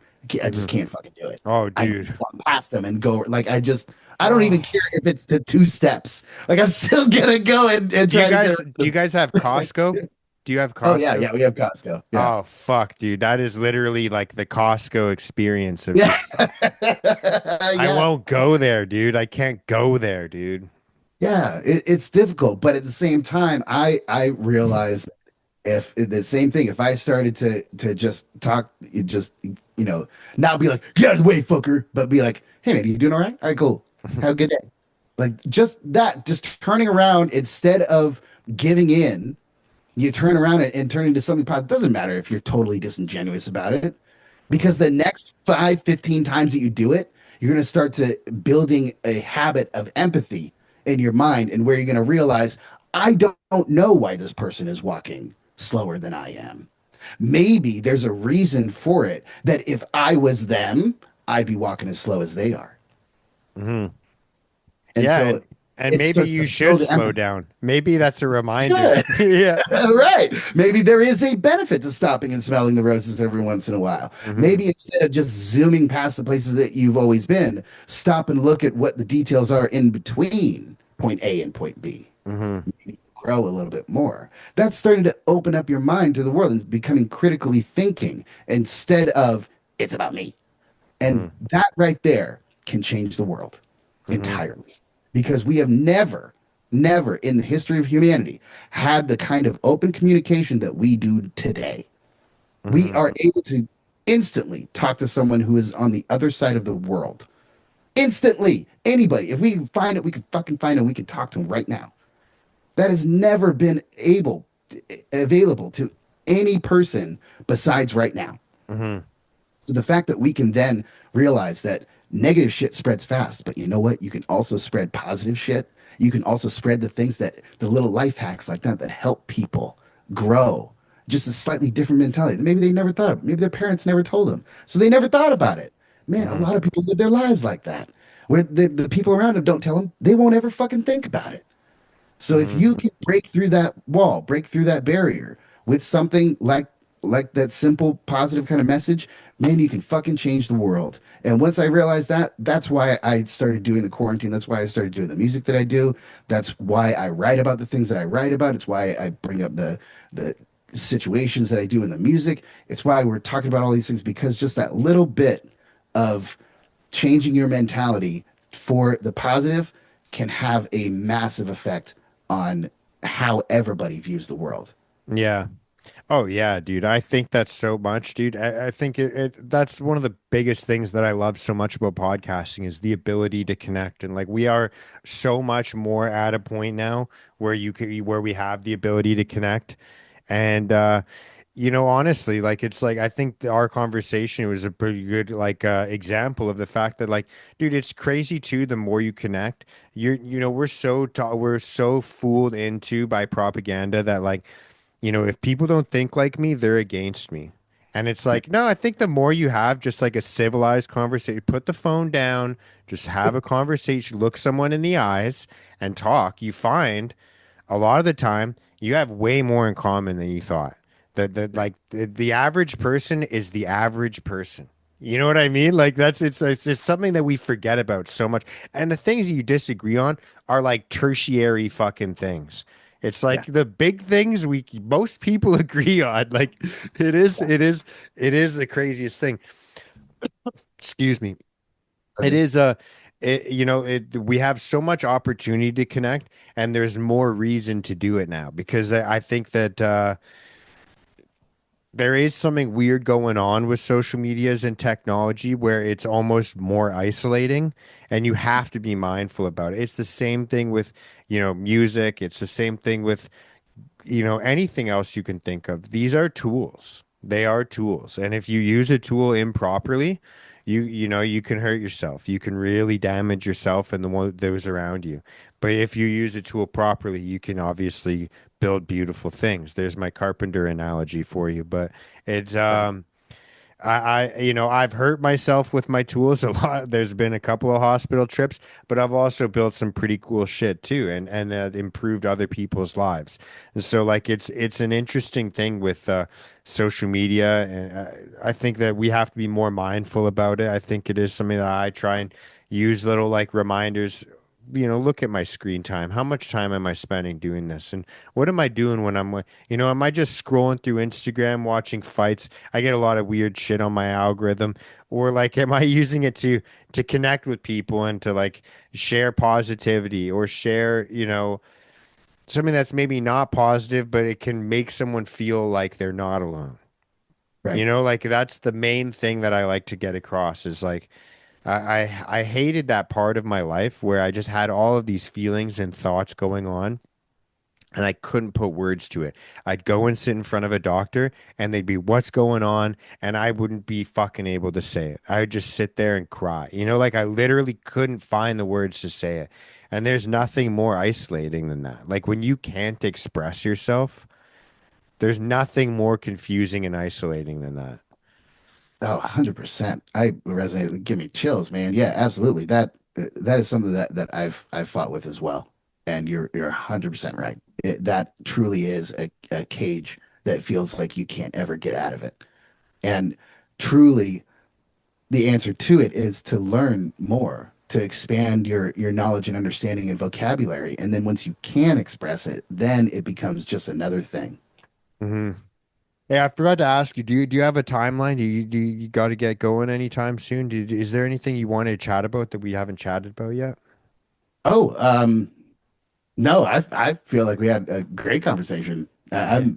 I'm all about it. We can give the links and stuff for the band and for the music and stuff. But I mean it's a great conversation. I'm having fun. Wicked, man. I do have to start wrapping it up here, but that's why I was asking if there's anything that you wanted to chat about that we didn't cover yet. But I'll for sure get all the links and all the information you want me to share in the description. But I just want to say, dude, thank you so much for this conversation. I really did enjoy it, and you got an open door, man. You got an open invitation.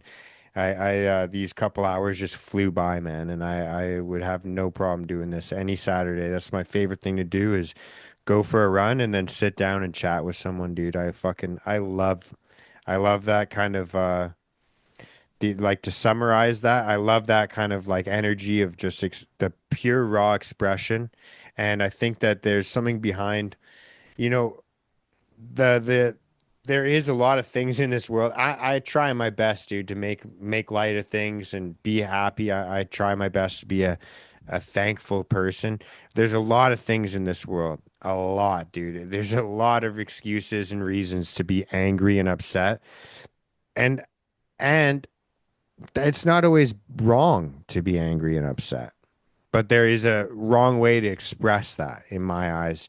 I always make the joke with when people say, "Oh, sorry, I yelled," or "Sorry, I hit," "Sorry, I did this," "Sorry, I did that." I was just so mad, and I'm like, dude, if you saw like a comic strip or a sitcom, and the guy comes home and he's mad because like about what happened at work, and he starts screaming at his kids, putting holes in the walls, doing anything like that, it's very clear who the bad guy is in the show. Like Yeah. you don't have to ask questions. So like you got to ask yourself, do you want to be that person? Like Yeah. that's really something I had to that and this is I say that as a joke. That's something I literally had to tell myself. It's like, do you want to be that person? Because it's so obvious who the bad guy is in that situation. Yeah. Like it's not a great excuse. I'm sorry I was mad. Yeah. Yeah, you're so right, dude. Yeah, you're 100% fucking right.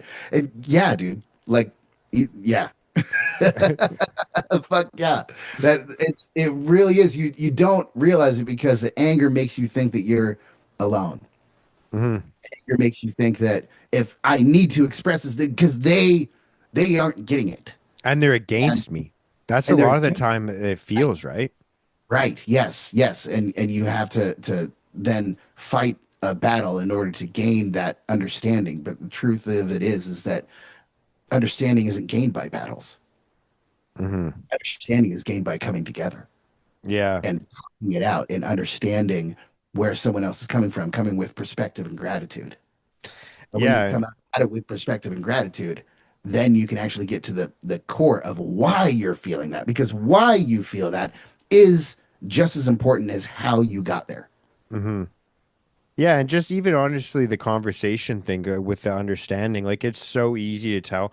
It's actually so crazy. It's so easy to tell when you're having a conversation with somebody that is looking to understand versus somebody that's just wanting to fight. Yeah. Because like there is such a difference where, when you're having a conversation, understand a lot of the time it comes with questions. It's not Hmm. like statements. It's like a why is that? How is that? What can I do? How can I do? Like those are the understanding. Nobody ever understands better by like mocking people or like, it Yeah. doesn't make you understand them better. Yeah. And like I do That's how it again. makes the audience who's already there understand it a little better. But that's about as close as you can get, you Yeah, or know? it's entertaining or it's funny Right. or it's you Yeah. know, but it doesn't really help you understand. As much as I make fun of the people I disagree with, and it's like, we have a lot more in common, as a lot more than I'd like to admit, probably, and I, I I think that there's room for humor, but there's a different type of humor of when you're just trying to laugh at something rather than like trigger someone or irk them or hurt their feelings or you're just lashing out because you're upset. And that's again, it is like you look at a cornered dog, dude. They don't really behave the same way that Clifford the Big Red Dog does, right? Like, Right. and and Happiness. Prince. Yeah. Yeah. and even just thinking that you're cornered can make you act like it, right? Like even there's so many times I think of like the worst representations of myself when I'm like arguing with my fiance or with my parents or whatever, my buddies or people at work or whatever it is. It's like, dude, it is they're not against you even if it feels like they're against you and even as much as I'd like to tell myself they're they're all against me. It's like the tinfoil hat conspiracy staple of like they're all against me, You're all but in on it. yeah, Yeah. yeah, yeah. I have that natural tendency, and you have to kind of Yeah. remind yourself, like, it's actually more fun to just choose love. Like, and people are gonna fuck you over along the way. Like you said, dude, like, dude, you're gonna be trying to do your own thing, running your own play, you're like going to the beat of your own drum, and there's gonna be people that take advantage of that. And like, Mhm. you could assume everyone's gonna do that in your life and and hold everyone at bay. Dude, I've tried living like that. It's not fun, dude. It's Right. better to be an open door that lets a barbarian in every now and then that you have to fucking, okay, well, like, dude, okay, now the door's got to close. We got to deal with this. But like, I'd rather live in the world of like, let's just choose love and understanding, dude. Yeah. That's the hippie version of me, dude. Yeah, that's a beautiful thing, man. That is. There, we all need a little bit of hippie in us, at some point. Oh I yeah. think I think that there's a lot of benefits because I'm from Northern California, so the hippie movement was like, that's where I'm from, man. Mm-hmm. Like hippie communes still existed out in my younger years out around my hometown. Mm-hmm. Is very much a thing, and it's something that I've always taken with me and across traveling across the U.S. And people always gravitate towards that thing, but there is something that they really figured out about finding sensory balance and finding balance within yourself creates a much better scenario than always reacting with anger, always reacting with something that you have to immediately try to fix it. Sometimes sitting with a problem will help lead to the understanding instead of immediately trying to solve it. Mm-hmm. Mm-hmm. And just processing it because half the time, like, dude, I don't even like it's crazy how much like again in the spur of the moment you think you understand a situation and then like my dad used to call it the 24-hour rule. You'd always like you gotta wait 24 hours before like I remember there was a time when I was a little kid, I'd be on a sports team, I'd fucking yell at my coach. I had anger issues, I'd fucking lash out and like and then he'd be like, dude, you got to call him and apologize. At like 12 years old, he's like, you have to call this grown man and apologize to him or we're gonna go see him. I'm not doing this whole like awkward dance next practice. Like you're gonna clear this shit up right away, but you need 24 hours to cool off. Like that was always like a thing that he always taught me. And it's That's like, smart. well, dude, it is because like even like it's even in situations like I know like when I look back at like I said, I'm sensitive to the arguments thing. I'm very liable to say things that I don't mean Mm. in the spur of the moment. It's something that I've always kind of and again, I don't even always feel bad for it because sometimes it works out. Sometimes it's funny. But Yeah, but you gotta come from the understanding of like, yeah, it's gonna suck sometimes and you're gonna hurt people's feelings. You're gonna have to apologize. And and so it's something that I have to think about all the time because, maybe 3 months later or a year later, I'm still ruminating on it. I'm like, dude, that person probably doesn't even fucking think about it. And if they do, they probably, whatever it is, it's so weird how much the passage of time changes our perspective on that. So that's such a good point, man, because it is something that maybe just writing it down, dude, I can't tell you how many times I've written something down and then I read it like a day later, maybe a week later, and I'm like, I can't believe I thought that. It's yeah. fucking crazy. Oh yeah, I've done that too, man. Yeah. Oh man, yeah. I mean, in younger, making the mistakes as well of writing that shit out and then sending it to the person who it's about. Don't do that. Don't don't do that. Write it for yourself and then destroy the fucking letter. Don't Hmm. just there's a real power in self-processing. So so yeah, absolutely. Yeah. It really is one of those very simple things that, you know, they don't tell us. And I think, the previous generation before, like, why didn't they ever, talk about this stuff before? Is because they never really had the idea. And they never thought that everybody else was on that simplistic kind of level and something that simplistic could be that powerful. Yeah. But it I is. also I also think again, I do think it's we're under like such a different world, dude. Like we're in such a different world where like fucking so many people are on some sort of a drug that fucking like completely disallows them to connect with other people. Oh yeah. And I'm not going to start like going down my conspiracies of what I think those things are, but it's like it's so clear and obvious that people have forgotten how to connect. It's almost like the ability that we have is it's like so open that we've forgotten how to connect with people. I always joke about that with like if I were to explain this to my grandpa. So my grandpa, my dad's from Denmark, and so we have family photo albums of like swastika donned 17, 18, 19-year-old boys coming through Copenhagen. Dude, the invasion took a day. That's it. You Yeah. know, like that it was like that. And it was like so normalized. Like, dude, if you don't have the same party logo in your fucking storefront, guess what? You don't get to run your business anymore. We're in charge, bitch. That's how it worked, right? Like Yeah. so there was like there's like photos, black and white photos in the album of like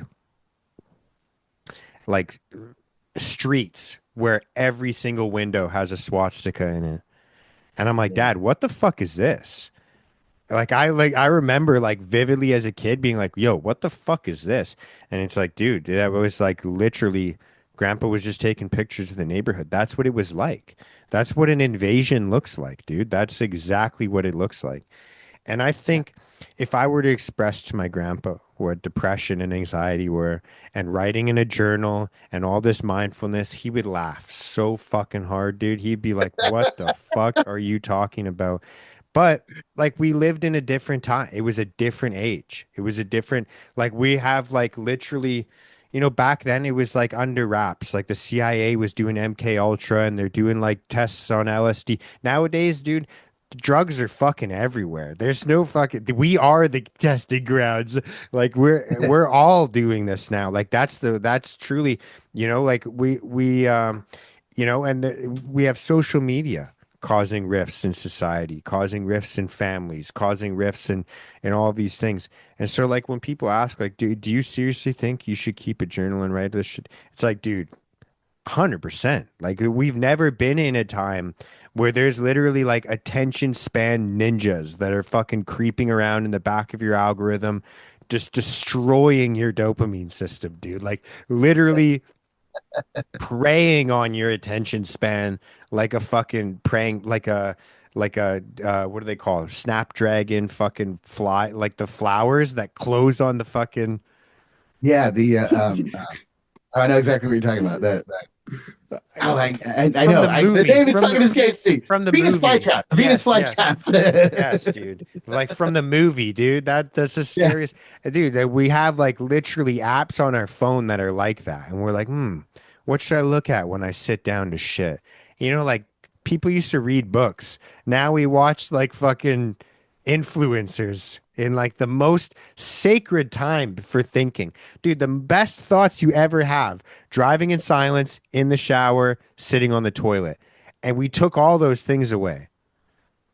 That's Well, a good like point. you could still shower, but like most people are still listening to podcasts, they're still listening to audiobooks, they're thinking about fucking war in Iran. They're not thinking about and it is so funny to hear you talk about earlier, like because it's never really the artists that are talking about marketing funnels and executing on them as well. Like that's the interesting thing. It's such a and I relate to it, dude, because I like to romanticize. I have no really artistic outlet other than like I do a little bit of martial arts exercise. I have this podcast, but like I kind of feel uncomfortable calling those things art. It is weird. I like to think of myself as some sort of an artist, but there's this weird thing where the type A, type B type of thing. You know what I mean? Like the artists are very rarely people that are thinking about the black and white marketing funnels, how to execute on them, when to execute on them, where to execute on, and then to actually do it. It is such an interesting thing to hear you talk about, man. Yeah, thank you. I had to change my entire mentality because I wasn't like that before. In fact, I fucking hated marketing funnels. Anytime somebody would say, "Oh, I'll build you a funnel," I said no, because I didn't. I thought it was like cheating. I thought Mm, it was like, some kind of weird. I don't want to trick people into liking me. hmm. I wanted to give it to actually like me. They want to like you, like that kind of shit. And once I started to realize that there was an actual power in it, and that otherwise I'd just be sitting there, hoping to reach somebody instead of setting the stage to have people reach me. It changed everything. And I this is why I talk about it, is because I hope that the artists can start thinking about the business of how to reach people, because that's the business that we're in. and we get the chance to then use music to emotionally bring them along to any place that we want to go. We can take them to far off fantasy lands. We can take them right back into the inner part of their soul and take them as like Miss Frizzle and make the magic school bus and take them right into the cockles of their heart and show them this is where you're fucking up. This is why you're like this. Don't worry, we're all like this too. You know, Hmm. to share that sense of humanity. We can do all of that. But if we don't understand the business that we're in, we're never going to have that chance. Hmm. And once And I there's realized that reality, it made all the sense to me. Yeah, and there's something so empowering because, dude, it's so easy, dude. Like music industry, I feel like the podcast and music industry, it's so fucking easy to just be like, oh, but I'm not signing to this record, Sony. I'm not signing to Rock Nation. I'm not signing to this. I'm not signing to that. So like I'll never be big. Like it's so easy. Oh, I never got successful because I wouldn't sell my soul. Like Right. you're almost like dooming yourself into never succeeding. And Right. and there is something very empowering of like, yeah, fighting an uphill battle, but like, what the fuck are you gonna do about it? Are you gonna put yourself in a position to win or improve or take a step forward? Or are you just gonna fucking complain about it like every other guy that you fucking hate hearing about? Like Right. like the Right. people that are just fucking annoying at the bar, the Bruce Springsteen glory days, like where you're like, Yeah. dude, okay, cool, dude. I like hearing the underdog that's willing to fight. Like those are the stories that are always like fucking, you know? Yeah. And Yeah. there's something, Absolutely. and this is what I was gonna say. There's something empowering about it. There's something that makes you feel like better about yourself and just like, oh, the wedge wasn't, unfortunately, the wedge was me. Like I was my own impediment, Mm, which sucks to hear. But then yeah. it's also empowering because it's like that means I can just get out of my own way. Right. Yes. Yeah. Absolutely. Yeah. Yeah, that's such a cool thing, dude. I am a cynic, dude. I hate social media. I hate all of that stuff. I've always said, once I can pay somebody to do that stuff for me, I'm never doing it again. I have been on a tirade about screen time. I hate marketing. I think it's all like this stuff. And so like I fall into exactly like this is a lecture for me because I fall into that, dude. I use like the AI tools, I use scheduling apps because I just don't want to be bothered with it, dude. But you're actually motivating me to look into it a little bit more and No, maybe it's put a so bit more fucking helpful. effort. Oh yeah. I mean, dude, truly, it makes it easier. Like Hmm. all of these, for example, I'm going to plug one right now. Content 360. You can get their entire um, platform for $67 flat for like one-time payment. Like Every lifetime, other yeah. posting source makes you pay per month, and there's limits to everything. You have to do it in tiers. It's fucking bullshit. So Hmm. right now they've got this thing where they're trying to build this platform to where it makes moving videos online super fucking easy, and you can set it out for years ahead of time, literally years, so that you never have to go online except to respond to people, check what's going on, and reach out to the people who you want to talk to. Hmm. That's really what social media is about, not sitting there trying to pine over what fucking video you're going to post for 15 hours. Oh, Like, you I don't don't even need do that. I just it. scroll, dude. I'm a Yeah. glutton for that, dude. Yeah, yeah. And sooner or later, you can start to realize that you can put yourself in that person, that other person who's doom scrolling. You can put it in their way, and then eventually, you'll start to gather more people who will like what you're putting out, and you can shape your own audience. Hmm. So that is really what we're going after. We don't want to just put things into a fucking void and hope. That's not an actual plan. We can make a real plan and make it measurable so that we can decide what we do and what the results will be. And Hmm. that's an actual business, you Hmm. know? Now you're actually fucking with measurements and accountability. Hmm. And that's where a business is truly made. That's how you can take all of this emotional stuff and turn it into something that actually has value Hmm. beyond just the emotional value, because everybody knows nowadays there is no meritocracy. The best musicians are not the ones who are getting all of the shit. It's No. the ones who can, can spit to people what they want to hear because they've already gathered that audience, and they can continue to gather that audience and get up to that mountaintop. Like, it's a good analogy. If you look up on top of a mountain, you see someone, oh, they just climbed that mountain. They must be up there. They've been up there for, who knows how long. Oh man, I could never be up there. Well, how do you climb a mountain? One fucking step at a time, man. Mhm. One step at a time. You didn't just jump up there. So you got to take those steps in order to get up to that mountaintop. Yeah, and some people will be flown up by a helicopter, but what are you Some gonna people do, will. man? Like, are you Yeah. gonna fucking bitch about it, or are you gonna let that stop you from taking your forward step today? You know? Right. Right. Like it is unfair. It's not fucking fair. You No. know, like it's Not that. and Yeah. exactly. Yeah, it is so crazy, man. And yeah, like I said, it is super interesting hearing. Do you ever find that like the rigidity, the rigidness of kind of the business aspect? And again, it's kind of one of those obvious questions, but how do you deal with that struggle of like the rigidity and the black and white business aspect of it, and then allowing yourself to still be kind of like a fluid artist? Like, because I feel like those two energies almost there's a difficult it's not cohesive, you know what I mean? It feels like it's not naturally cohesive is a better way to say it. How do you Yes. deal with that? So I turn to Eastern philosophy for that. I turn to the yin and yang, fire and ice, merging two opposites. And the key thing about the yin and yang symbol is that a little bit of the white is inside of the black, and a little bit of the black is inside of the white. Hmm. It's not just they're two opposing forces together, but that each one is inside the other. Mm-hmm. So there is an artistic expression inside of the rote mechanical, I'm going to set up a scheduling. There is an Mm. artistic aspect to setting that up. And the more artistic you can be and more creative you can be in that rigid construction becomes a benefit.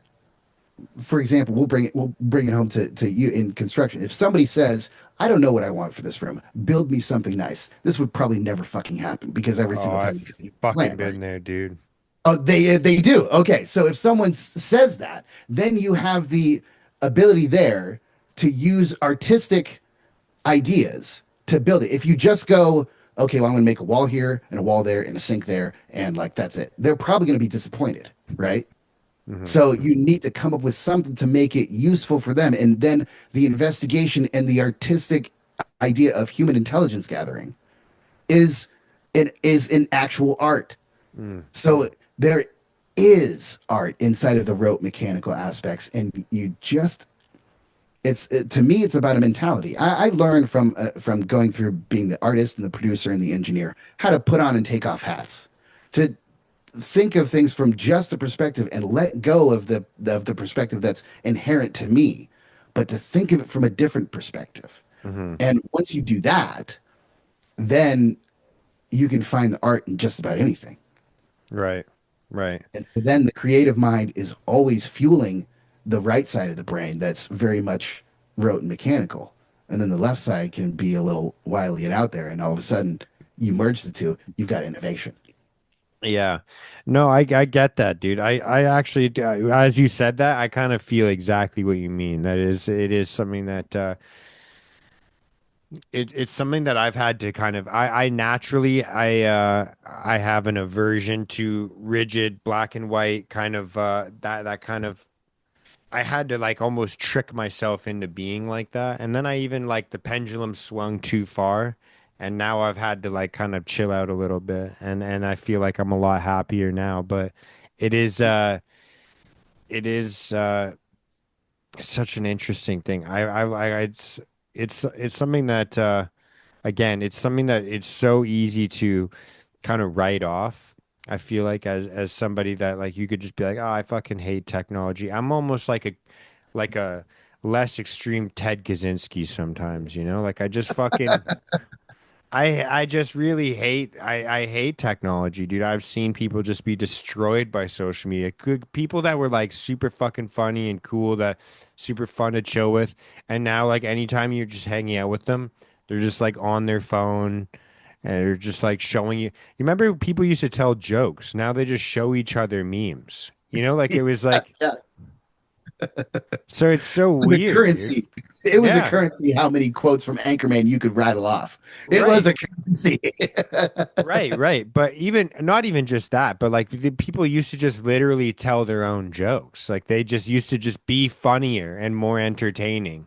And now Yeah. it's like, dude, did you see the Leonardo DiCaprio meme? And you're just like, dude, I can't do this anymore. Like I'm looking for something else. Like it's so weird. Oh yeah. So it's so easy to just become nihilistic and like I am so like against it. And for like the longest time, it's funny because I love having a podcast, but there's just things that I hate doing about my podcasts. You know what I mean? Like it's just I love the talking and the chilling and the like 3 hours where I put my phone down and I just have a focused conversation. I think that people are yearning for that. Like it's at least I am.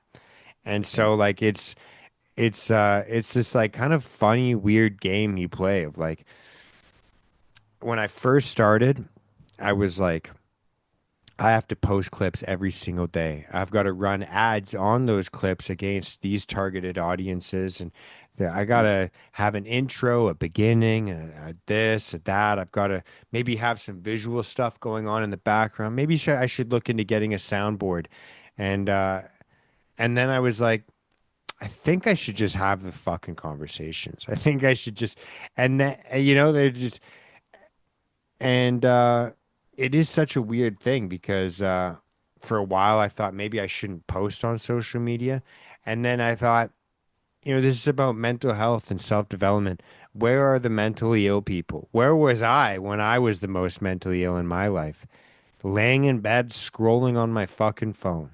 And Looking so for like it. you kind of have to go to the marketplace to to be in business, you know what I mean? Yes. Exactly. Yeah. Because if you don't show up, you can't do business. Yeah. And so it is something that it's this weird game to play. And I've realized again, it is kind of like social media, it does kind of fall under that idea of like it's a tool. And you can use this tool to blast yourself and hurt yourself, or you can use this tool to, you know, benefit others. So just try and make someone smile. That's really all just try and make someone laugh or smile. That's the goal. Yep. Absolutely, man. Yeah. All That's right, right, man. man. Well, I think that's a beautiful place to wrap this up, dude. I gotta say thank you so much for your time and your energy and for being who you are. One more time, do you want to tell people where they can find you and then I'll get all your links and everything in the description. Sure. Yeah. Thanks so much for having me. This is a really fantastic conversation. I really loved it, man. You're a great dude. I really appreciate this. Thank you, Uh, man. Love you, man. Thank you. You're a great dude. Thank you. Thank you. So you can find all the listeners out there, you can find us at thequarantine.com. You can find us on all the streaming services, Spotify, Apple Music. Search for The Quarantine, QUARANTINED.